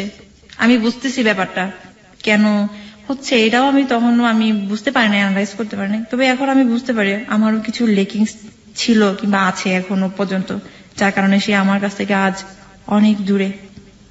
ল্যাকিংস বলতে আপনি কি ধরনের ল্যাকিংস বলছেন? আপনার ল্যাকিংস যেহেতু আপনি বোঝেন সেই জন্যই আপনাকে জিজ্ঞেস করেন। আমার লেগিংস বলতে কি, ওই যে বললাম আমি একটু একরোখা টাইপের, জেদ টাইপের। আমার যেটা একবার জেদ চাপ করে সেটা আমার করতেই হবে। এমনও গেছে যে ও আসতে পারবে না। তো আমার হচ্ছে কি, আমি একটু বেশি ইমোশনাল। যেমন আমি ওকে অনেকটুকু ভালোবাসি, তো ওর প্রতি আমার রাগও একটু বেশি। এমন হয়েছে যে ও যদি বলে যে আমি অমুক দিন আসবো, কিন্তু ও যদি আসতে না পারে তখন আমার এত কষ্ট হয়, আমি মনে আমি দুনিয়াতে থাকবো না। কারণ ওর জন্য আমি এত রান্না করতাম, মানে ও যা যা পছন্দ করে সবকিছু রান্না করতাম, রান্না করে ওর জন্য সারা রাত জেগে বসে থাকতাম যে আসবে ও বেসিক্যালি তো রাতেই আসে, কারণ আস্তে আস্তে অনেক দেরি হয়ে যায়, দূরে থাকে যেহেতু। তো ওর জন্য অনেক পছন্দ জিনিসপত্র রান্না করে রাখতাম। তো এইগুলা নিয়ে ওর সাথে মানে রাগ হতো, কেন তুমি আসবে না, তোমাকে আসতেই হবে, এইভাবে আসতেই হবে, তুমি আমাকে বোঝো না, এগুলা বলে ও এগুলা একটু পছন্দ করে না। মানে আমি যে জোর করবো সে পছন্দ করে না, মানে সে জোর জিনিসটা মোটেই পছন্দ করে না। সে চাই হচ্ছে আমি কুল থাকবো, সে যা বলবে আমি তাই শুনবো, এটাই হচ্ছে কথা তার। তো আমি তো এতদিনই ওটাই করছিলাম, কিন্তু এখন বাধ্য হচ্ছি জোর করতে। তো যাই হোক, প্রথম দিকে আবার এর মধ্যে আবার গেল কোথাও সিলেটে গেছে, সিলেট গেছে, কিন্তু আমাকে কোনো কিছু বলে যায়নি। মোবাইল বন্ধ, কিভাবে কি করবো আমি ওর সাথে যোগাযোগ করবো, মরে গেছে নাকি বেঁচে আছে। আমাকে একটা ইনফরমেশন একটু দেবেন যে ওর ফ্যামিলি কি এখন জানে যে আপনাকে সে বিয়ে করেছে, বা ওর ফ্যামিলির অবস্থাটা কি আপনি কিছু জানেন? ওর ফ্যামিলি এখন জানে, কয়েকদিনে জানে। কয়েকদিন মানে কতদিন আপনার ধারণা মতে? 4-5 days ago। মাত্র 4-5 দিন আগে জেনেছে যে সে একটা ভিন্ন কমিউনিটির একটা মেয়েকে বিয়ে করেছে এবং সে মেয়েটা তাদের রিলিজিয়ন নিয়েছে। ওকে, তো আপনি কি জানেন যে 4-5 দিন জানার পরে ওকে মানে মেনে নিয়েছে, বা ওদের প্রতিক্রিয়াটা আসলে কি? অ্যাকচুয়ালি ওর সাথে আমার তো ডিটাচ হয়ে গেছে, যার কারণে সে তো আমাকে এত কিছু বলে না আর এখন। ডিটাচ মানে আপনি কি ধরনের ডিটাচ? ডিটাচ বলতে কি, মেন্টালি ডিটাচ বলেন। তারপর ও আসে না, প্রায় আজকে 4 মাস হয়ে গেল আমার কাছে। 4 মাস যাবত আসেন আপনার কাছে? হ্যাঁ। কোথায় থাকে আপনি জানেন? কোথায় থাকে সেটাও জানি না, ঢাকায় থাকে এটা জানি, কিন্তু কোথায় থাকে আমাকে কোনো কিছুই বলে না। ফোনেও কথা বলে না, মানে খুব কম কথা বলে, খুব কম। অনেক ব্যস্ত থাকে, শুধু ব্যস্ততা দেখায়। তো এই তো এখন ওর ফ্যামিলি জানার পরও জানি না ওর ফ্যামিলির মধ্যে কি ধরনের প্রতিক্রিয়া হচ্ছে এখনো, কারণ সে তো আমাকে সবকিছু শেয়ার করে না, সবকিছু তো বলেও না। আমি যদি জিজ্ঞেস করি তখন বলে যে এগুলো তো শুনে লাভ কি, তোমার শুনে লাভ কি, এগুলা যা ক্ষতি করেছো তুমি, আর কি ক্ষতি করবা, এটা বলে। কিন্তু আমি একটা জিনিস বুঝাতে পারলাম না যে আমি যা করেছি সব ওকে পাওয়ার জন্যই করেছি, ভালোবাসা, আর কিছুই না। ওকে, আপনার স্টোরিটার আমরা আসলে যে জায়গাটায় দাঁড়াই আছি, আমার মানে মনে প্রাণে বিশ্বাস যে আপনার হাজবেন্ড আজকে আপনার গল্পটা শুনেছেন এবং সম্পূর্ণটুকুই শুনেছে। আমাদের বিশ্বাস এটা যে উনি শুনেছেন, এবং আমরা এটাও বিশ্বাস করি যে যেহেতু আপনি তাকে অনেক অনেক বেশি ভালোবাসেন এবং সেও আপনাকে অনেক অনেক বেশি ভালোবাসে, সুতরাং আমাদের বিশ্বাস যে সে আমাদের সাথে আজকে এই পর্যায়ে একটা সংবাদ রয়েছে, আমরা জানি এবিসি সংবাদ, এবং সংবাদের পর আমরা চেষ্টা করব, আমাদের বিশ্বাস যে সে আমাদের সাথে যোগ দেবে ফোনে, এবং দেখা যাক শেষ পর্যন্ত সে আমাদের সাথে ফোনে যোগ দেয় কিনা। কারণ আমাদের বিশ্বাস সে আমাদের স্টোরিটা শুনেছে এবং সেল নাম্বারও আমাদের কাছে আছে, এবং আমরা ওনার হাজবেন্ডের সাথে যোগাযোগ করার চেষ্টা করব। রিনি, আপনার জন্য একটা ঠিক খারাপ খবর জানি না, ভালো খবর বলবো, সেটা হচ্ছে যে আপনার বরের সাথে তো স্টুডিওতে আসার আগেও আপনার কথা হয়েছে এবং একটু আগেও আমরা কথা বললাম, কিন্তু সে এখন আমরা ফোনটা বন্ধ পাচ্ছি। আপনার কিছু বলার আছে? উই বিলিভ, আমরা বিশ্বাস করি যে আপনি বললে সে নিশ্চয়ই রেডিওতে কিছু শুনছে। হ্যাঁ, আমার একটাই কথা বলার আছে, সেটা হচ্ছে আমি ওকে অনেক ভালোবাসি, অনেক ভালোবাসি। সবকিছু ছেড়ে তোমার জন্য চলে আসছি।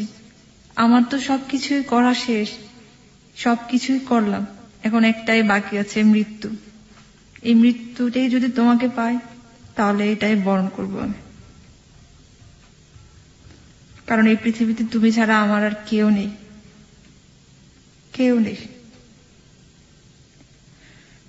তোমার জন্যই সবকিছুই করেছি, জাত কুল ধর্ম সব।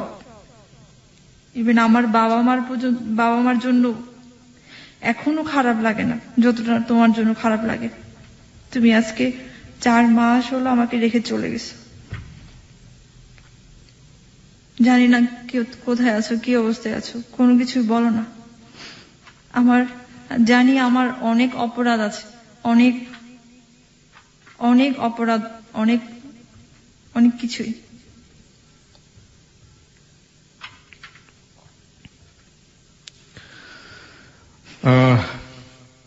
আমাদের অনুষ্ঠানের নিয়ম অনুযায়ী আমরা কখনো কোনো কিছু মন্তব্য করি না শেষে, এবং কাউকে কোনো ইন্সপায়ার করি না, কোনো অ্যাডভাইস দিই না, কোনো পরামর্শ দিই না। আমরা শুধু স্টোরি বলি, we are the storyteller. আমরা গল্প বলি এবং গল্পের অনুভূতির জায়গা থেকে আপনি যা নিলেন সেটা একান্তই আপনার। আর এই অনুষ্ঠানটার নাম হ্যালো 8920। রিনির উদ্দেশ্যে আমাদের শুধু একটা কথাই বলার আছে যে কি বলবো আমি ঠিক জানি না, মানে কিছুই বলার নেই। সে তার হাজবেন্ডের উদ্দেশ্যে যা বলেছে সেগুলো আমাদের বিশ্বাস সে শুনেছে। তার হাজবেন্ডের সাথে আমরা অনেক চেষ্টা করেছি কথা বলার জন্য এবং ফোন করেছি অনেকবার, কিন্তু আমরা ফোনটি একটু আগে খোলা পেয়েছিলাম, কিন্তু এখন বন্ধ পাচ্ছি। যাই হোক, রিনির স্টোরিটা এখানেই শেষ, বাকিটুকু আপনার হাতে থাকলো। এবং আমরা হ্যালো 8920টা শেষ করতে চাই আরেকটু সময় নিয়ে। বেশ কিছু কল যেগুলো আমরা ফোন পেয়েছি সেগুলো বাজিয়ে শেষ করতে চাই। রিনি, আপনি অনেক ভালো থাকবেন। আপনার জন্য হ্যালো 8920 যারা শ্রোতা, আমি জানি অনেক কল আসবে আপনার জন্য, তাদের সবার পক্ষ থেকে আপনার জন্য অনেক অনেক দোয়া। আপনাদের সবার আমার জন্য দোয়া করবেন। যে উদ্দেশ্য নিয়ে আমি ঢাকা শহরে আসছি সেটা যেন হয়। জানি না আমার ফিউচার কি আছে, সবকিছু আনসার্টেন, সবকিছুই। শুধু এটুকু জানি যে ও ছাড়া আমি অচল, ও ছাড়া আমার এই পৃথিবীতে আর কেউ নেই। হয়তো মৃত্যুকেই আমাকে বেছে নিতে হবে। আমি আমার জীবনে রাত 2:12 বাজলো এমন একটা সময়ে, যে মানে এই প্রথম অনিয়ারে বসে রাত 2:12 বেজেছে এবং আমি টের পাইনি। আমরা আজকে রিনির গল্প শুনেছি এবং রিনির গল্পটা এত মনোযোগ দিয়ে কে শুনেছেন ঠিক জানি না, পুরোটা সময় জুড়ে আমি রিনির গল্পটা এত মনোযোগ দিয়ে শুনছিলাম। এবং আজকের অনুষ্ঠানটা কিভাবে শেষ হবে সেটা নিয়ে আমার প্রচন্ড প্রচন্ড প্রচন্ড রকম চিন্তিত, কারণ এই জায়গাটায় এসে আমরা পুরো রিনির গল্পটা শুনেছি এবং একইভাবে আমার হাতে এখনো প্রায় 60 থেকে 70টা কল, রেকর্ডেড কল আছে, যেগুলো বাজানোর জন্য আমি সিদ্ধান্ত নিয়ে এসেছিলাম। কিন্তু অনুষ্ঠানটার প্যাটার্নটা এমন হয়ে গেছে যে এই সময় এসে আমি আসলে ওই কলগুলো বাজানোর মতো এবং ওই কলগুলো বাজালে আসলে কারো ভালো লাগবেও কিনা সেটা নিয়ে আমি যথেষ্ট সন্দেহাতীত। রিনি চিটাগং ইউনিভার্সিটি থেকে মাস্টার্স পাস করেছে খুব ভালো একটা সাবজেক্টে। সে অনার্সে 2nd ক্লাস এবং মাস্টার্সে 1st ক্লাস। এত ব্রিলিয়ান্ট রেজাল্ট। সেই মানুষটা একটা মানুষকে লাভ করে তার নিজের গোত্র ত্যাগ করেছে। সেই মানুষটা একটা মানুষকে লাভ করে তার নিজের রিলিজিয়ন ত্যাগ করেছে। সেই মানুষটা একটা মানুষকে লাভ করে তার পুরো দুনিয়াটাকে ত্যাগ করেছে। সেই মানুষের সাথে একটু আগে আমরা কথা বলার চেষ্টা করেছিলাম এবং সেই মানুষটা আমাদের কথা দিয়েছিল সে তার সাথে কথা বলবে। আমরা তার জন্য অপেক্ষা করেছি এবং আমরা শেষ পর্যন্ত তার ফোনটা বন্ধ পেয়েছি। আমরা রিনিকে, আমরা যারা হ্যালো 8920 বন্ধু আছি এবং আমরা যারা এবিসির বন্ধু আছি, তারা বিশ্বাস করি যে রিনি কখনোই এমন সিদ্ধান্ত নিতে পারে না, রিনি কখনো নিজের কাছে হেরে যেতে পারে না, রিনি কখনো নিজের জীবনের কাছে হেরে যেতে পারে না। সে একটা শিক্ষিত মানুষ, সে একটা শিক্ষিত মেয়ে এবং সে সবকিছু ত্যাগ করে একটা মানুষের কাছে জীবনে আশ্রয় চেয়েছে। তার মা, তার পরিবার, তার সমাজ, রিলিজিয়ন, ধর্ম সবকিছু ত্যাগ করে একটা মানুষের কাছে আশ্রয় চেয়েছে। সেই মানুষটা সবার কাছে হেরে যাবে এটা তো হতে পারে না। সেই মানুষটা নিজের ভালোবাসার মানুষের কাছে হেরে যাবে এবং ভালোবাসার মানুষের কাছে হেরে যাওয়ার পরে নিজের জীবনের কাছে হেরে যাবে, তা তো হতে পারে না। আমরা অন্তত এই জায়গাটায় দাঁড়িয়ে আছি যে সে যদি তার নিজের ভালোবাসার মানুষের কাছে হেরে যায় আমরা চাইবো না সে তার ভালোবাসার মানুষের কাছে হেরে যাক। সে যদিও তার ভালোবাসার মানুষের কাছে হেরে যায়, আমরা এক্সট্রিম চিন্তা করছি, তাহলে কি সে তার জীবনের কাছে হেরে যাবে? আমরা কোনোভাবেই এটা মেনে নিতে পারি না।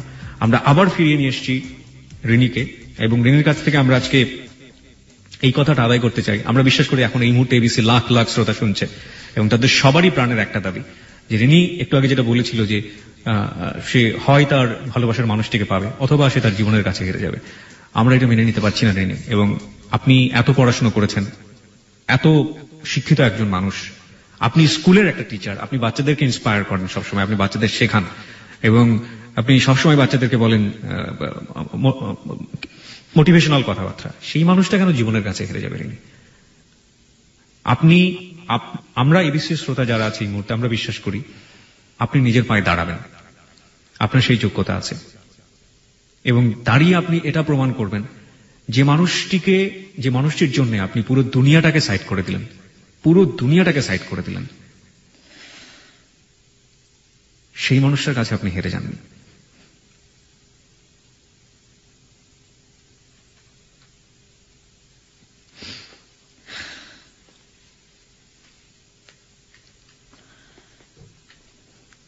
জানি না ভাইয়া, কি বলবো, আমার বলার মতো কোনো ভাষা নেই। কিন্তু আপনার কি মনে হয় না যে আপনি আপনার জীবনকে, মানে আপনি এত শিক্ষিত হয়ে, এত কিছু হয়ে, আপনি এই সিদ্ধান্তটা কেন নিচ্ছেন? মানে আপনি তো অনেক কিছু করতে পারেন। আপনি যে মানুষটাকে ভালোবাসেন সেই মানুষটাকে পৃথিবীতে বেঁচে থেকে দেখেন যে এই মানুষটা, আপনি যদি সত্যিই তাকে অনেক বেশি ভালোবাসেন, তাহলে আপনি তার কাছ থেকে কেন দূরে সরে যাওয়ার চিন্তা ভাবনা করছেন? আমার জীবনের কোনো মূল্য নেই ভাইয়া। কে বলেছে আপনার জীবনের মূল্য নেই? আমি অনেক দুঃখী একটা মানুষ। আমি জানি আমি আমার ফ্যামিলিতে কোনো দিন আর ব্যাক করতে পারবো না। যার জন্য এত কিছু করেছি, সেও যদি আমার জীবনে না থাকে, তাহলে আমার বেঁচে থাকাতে অনেক বড় দায়। না, কিন্তু আপনার কি এটা মনে হয় না যে মানুষটা আপনাকে এত কষ্ট দিল, সেই মানুষের সামনে আপনি স্বাবলম্বী হয়ে, আপনি নিজের জায়গাটায় শক্ত থেকে আপনি সামনে একটা কেন সুন্দর ভবিষ্যৎ দেখতে পান না? সেই মানুষটা যদি আপনার জীবনে নাই থাকে, তাহলে সেই মানুষটার জন্য কেন আপনি আপনার সুন্দর জীবনটাকে নষ্ট করে দেবেন? ভাই, আমি একটা জায়গায় ধরা, আমার জীবনটা এখানেই থেমে গেছে। আমরা এটা বিশ্বাস করি না। আমি পারি না ভাই, আমি কোনো কিছু, আমরা এটা বিশ্বাস করি না। এবং আমরা এটা মনে করি যে আপনি যদি সত্যি সত্যি বিশ্বাস করেন, আপনার মাথার মধ্যে কি এটা কাজ করে না যে আপনি যে মানুষটাকে এত ভালোবাসেন, সেই মানুষটা আপনাকে কোনো মূল্য দিচ্ছে না, এবং তার জন্য আপনি আপনার জীবনটাকে এভাবে দেখবেন? আমি জানি না ভাইয়া, আমি চাইবো আমার কাছে ফিরে আসুক।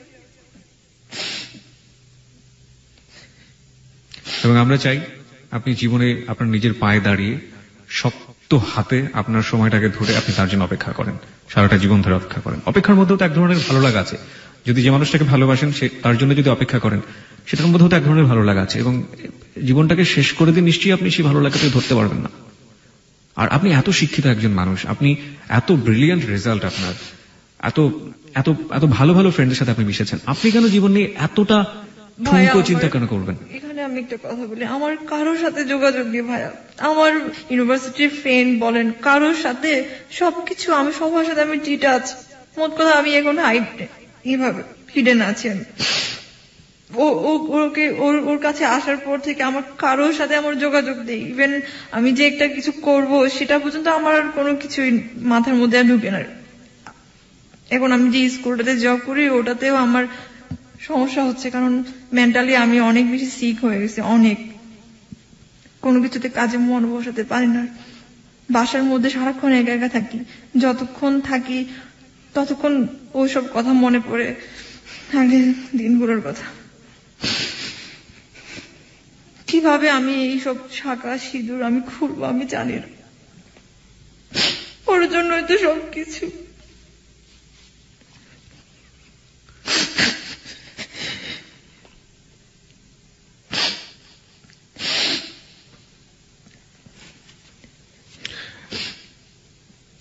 আমরা শেষ পর্যন্ত একই কথা বলে যেতে চাইনি। আপনি যে জায়গাটায় আছেন সেই জায়গাটা থেকে একজন মানুষ হয়তো বোঝাটা খুব কঠিন, কিন্তু আপনার মতো একজন শিক্ষিত মানুষ, আপনার মতো একজন যে একজন শিক্ষিকা, এবং যে একজন শিক্ষক, এবং একই সাথে যে এত বড় এডুকেশন নিয়েছে, এবং যে ছেলেটাকে সে এত বেশি লাভ করে সেই ছেলেটা তার জীবনে এইভাবে লুকোচুরি খেলছে, সেই ছেলেটার জন্য সে জীবনটাকে নষ্ট করে দিবে, এটা একেবারেই অন্যায়, চরম অন্যায়। এবং আজকে আপনাকে লাখ লাখ মানুষ শুনেছে রেডিওতে, হাজার হাজার মানুষ আপনাকে শুনেছে। আমার মনে হয় যে এই হাজার হাজার শিক্ষিত মানুষ যারা আছেন বা শিক্ষিত মেয়ে যারা আছেন তারা কিন্তু আপনাকে কোনোভাবেই ক্ষমা করতে পারবেন না।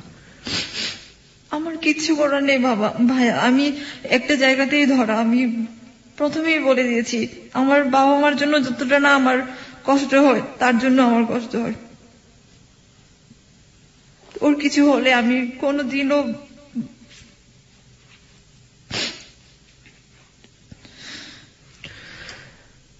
রিনি সবসময় আপনার সাথে যোগাযোগ থাকবে, আপনি অনেক ভালো থাকবেন। আমরা অনুষ্ঠানটা এখানেই শেষ করব এবং শেষ মুহূর্ত পর্যন্ত আপনাকে আমার মনে হয় লক্ষ লক্ষ হৃদয়, লক্ষ লক্ষ হার্ট একটা কথাই বলবে যে আপনি নিজের পায়ে দাঁড়ান, আপনি একজন স্বাবলম্বী মানুষ হন, আপনি একজন স্বনির্ভর মানুষ হন এবং আপনার যে পেশায় আপনি আছেন সেখানে আপনি অনেক ভালো করেন এবং আপনি আপনার নিজের জীবনের প্রতি কোনো অবিচার করেন না। এটা বলেই আমরা আজকে শেষ করতে চাই আজকের অনুষ্ঠান। এবং শেষ বেলাতে সবার জন্য বলতে চাই, হ্যালো 8920 হচ্ছে আপনার প্ল্যাটফর্ম। আপনি আপনার জীবনের কথা এখানে বলতে পারেন, আপনি আপনার ভালো লাগা মন্দ লাগার কথা এখানে বলতে পারেন এবং সেটার জন্য এবিসি রেডিও FM 89.2 24 ঘন্টা একটা নাম্বার খোলা রেখেছে 91156668। আবারও বলছি 91156668। এখানে 24 ঘন্টা আপনি ফোন করতে পারেন, ফোন করে আপনার নাম এবং সেল নাম্বার বলে আপনার কথা বলতে পারেন। এমন হতে পারে সামনের দিন কথাবন্ধু কিবলি আপনার সাথে বসবে এবং আপনার জীবনের কথাগুলো শুনবে। শেষমেশ একটা কথা বলতে চাই, আমরা we are the storyteller, আমরা গল্প বলি, সে গল্প থেকে কি নিলেন কি শিখলেন সেটা একান্তই আপনার ব্যাপার। আজকে রিনিকে এই কথাটা বলে শেষ করে দিয়েছিলাম, কিন্তু তারপরেও ফিরে এসেছি এই কারণে যে বিবেক বলে যে কথাটা আছে সেই বিবেকের কাছে কিন্তু আমরা অনেকখানি বন্দী এবং আমাদের হাজারো লাখো বিবেক বলছে রিনি যেন কখনোই তার জীবনের প্রতি অবিচার না করে, রিনি যেন কখনোই তার জীবনের প্রতি অবিচার না করে। আপনারা অনেক ভালো থাকবেন এবং এবিসির সঙ্গেই থাকবেন। শুভরাত্রি।